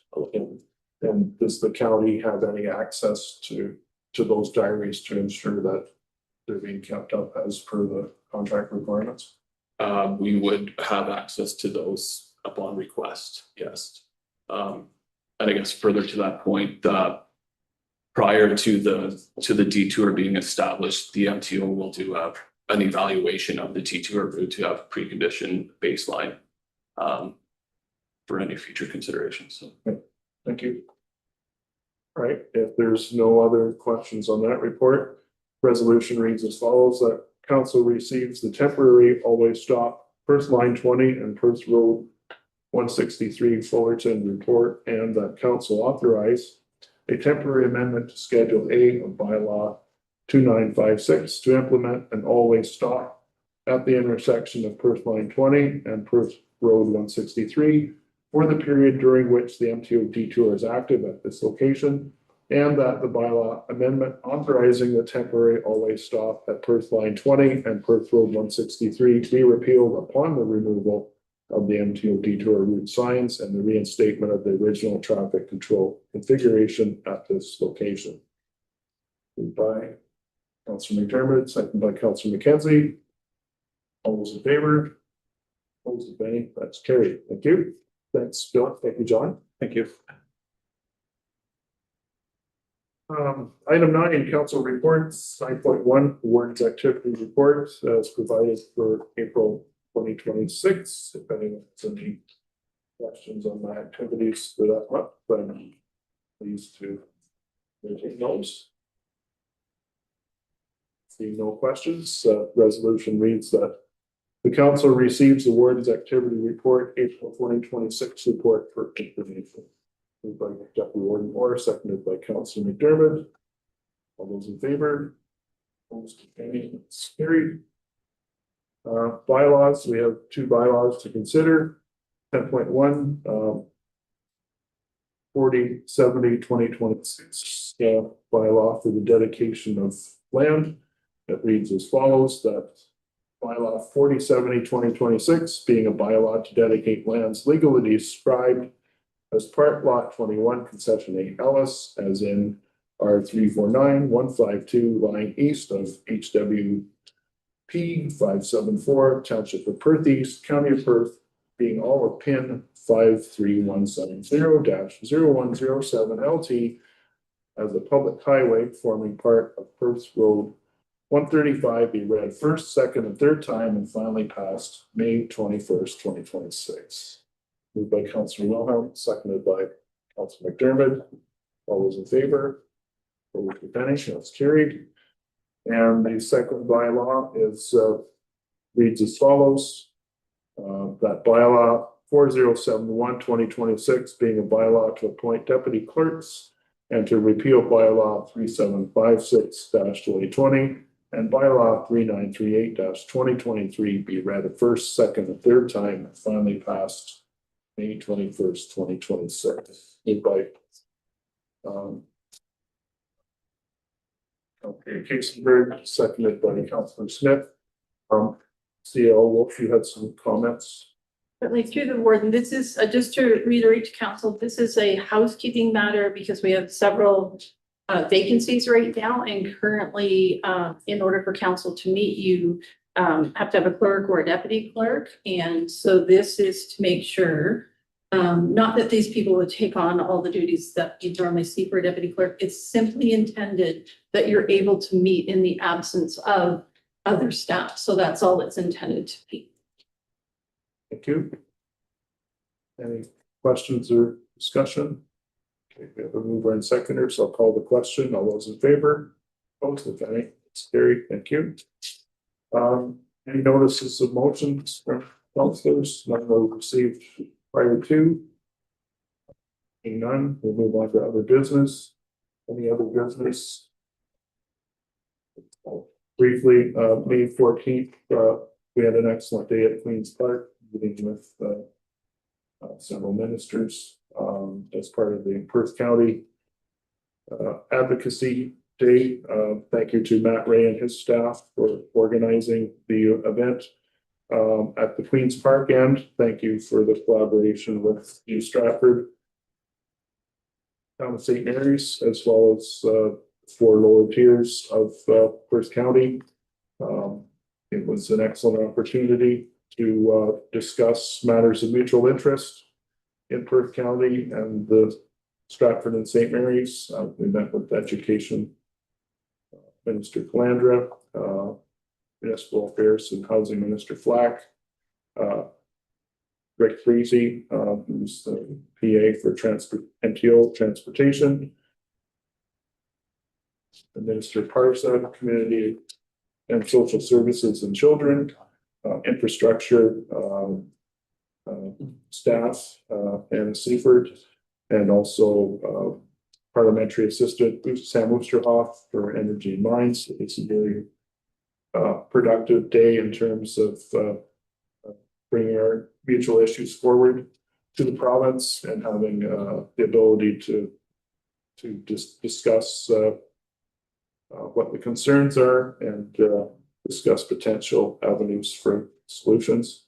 I don't know if anyone here would like to add to those comments. No.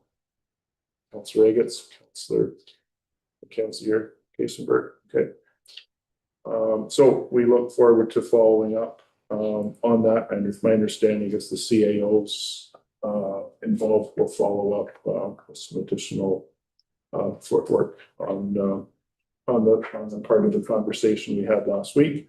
Secondly, I had the pleasure to attend the paramedics annual awards night yesterday to bring greetings and gratitude on behalf of county council, county staff, and all of Perth County. It's a special group, and I made note of that last night, and you can tell we have a great organization with the paramedics because the energy and excitement in the room just built from 5 o'clock on to when the awards were presented, and it's just very, very grateful to have such a fine paramedic service. Very proud to have such a talented group serve the citizens of our county. We've had a pretty long meeting, and we dealt with a lot of issues here at this meeting. But when you hear the stories of an incident, very serious accidents and things, what we've attempted to work on in 4 hours, their timeline is 6 minutes from the time they arrive on site. Triage the situation, make their assessments, and get the people affected onto an ambulance or on a helicopter. So it's quite amazing the work that they do, and we're quite grateful and appreciative for the work that they do for the community. So just wanted to make note of that. Councillors, are there any announcements that you'd like to make at this time? Okay, seeing none, then we do have a closed session. So we have a motion that the council move into closed session at approximately 12:55 p.m. in accordance with section 239 of the Municipal Act, SO 2001, C-25 as amended to consider a matter pertaining to litigation, corporate services, and a matter pertaining to identifiable individual corporate services.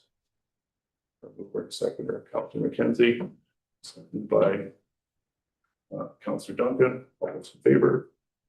Opposed, if any, that's carried, so we will move into closed session. We're good, okay.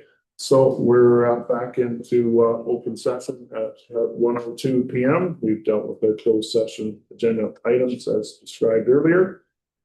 So we're moving into item 15 of our agenda, confirmatory bylaw. Recommendation reads as follows under section 15.1 that bylaw 4072/2026 being a bylaw to confirm the proceedings of council of the Corporation of the County of Perth at its regular meeting held May 21st, 2026 is read a first, second, and third time and finally passed May 21st, 2026. Moved by Councilor Duncan, seconded by Councilor Wilhelm. All those in favor? Opposed, if any, that's carried. And seeing that we've addressed all of our prescribed agenda items, motion for adjournment. Here's section 16, recommendation that the council meeting be adjourned at approximately 1:03 PM. Moved by Councilor Kitchenberg, seconded by Councilor Smith. All those in favor? Opposed, if any, and that's carried. We're adjourned. Thank you, everybody.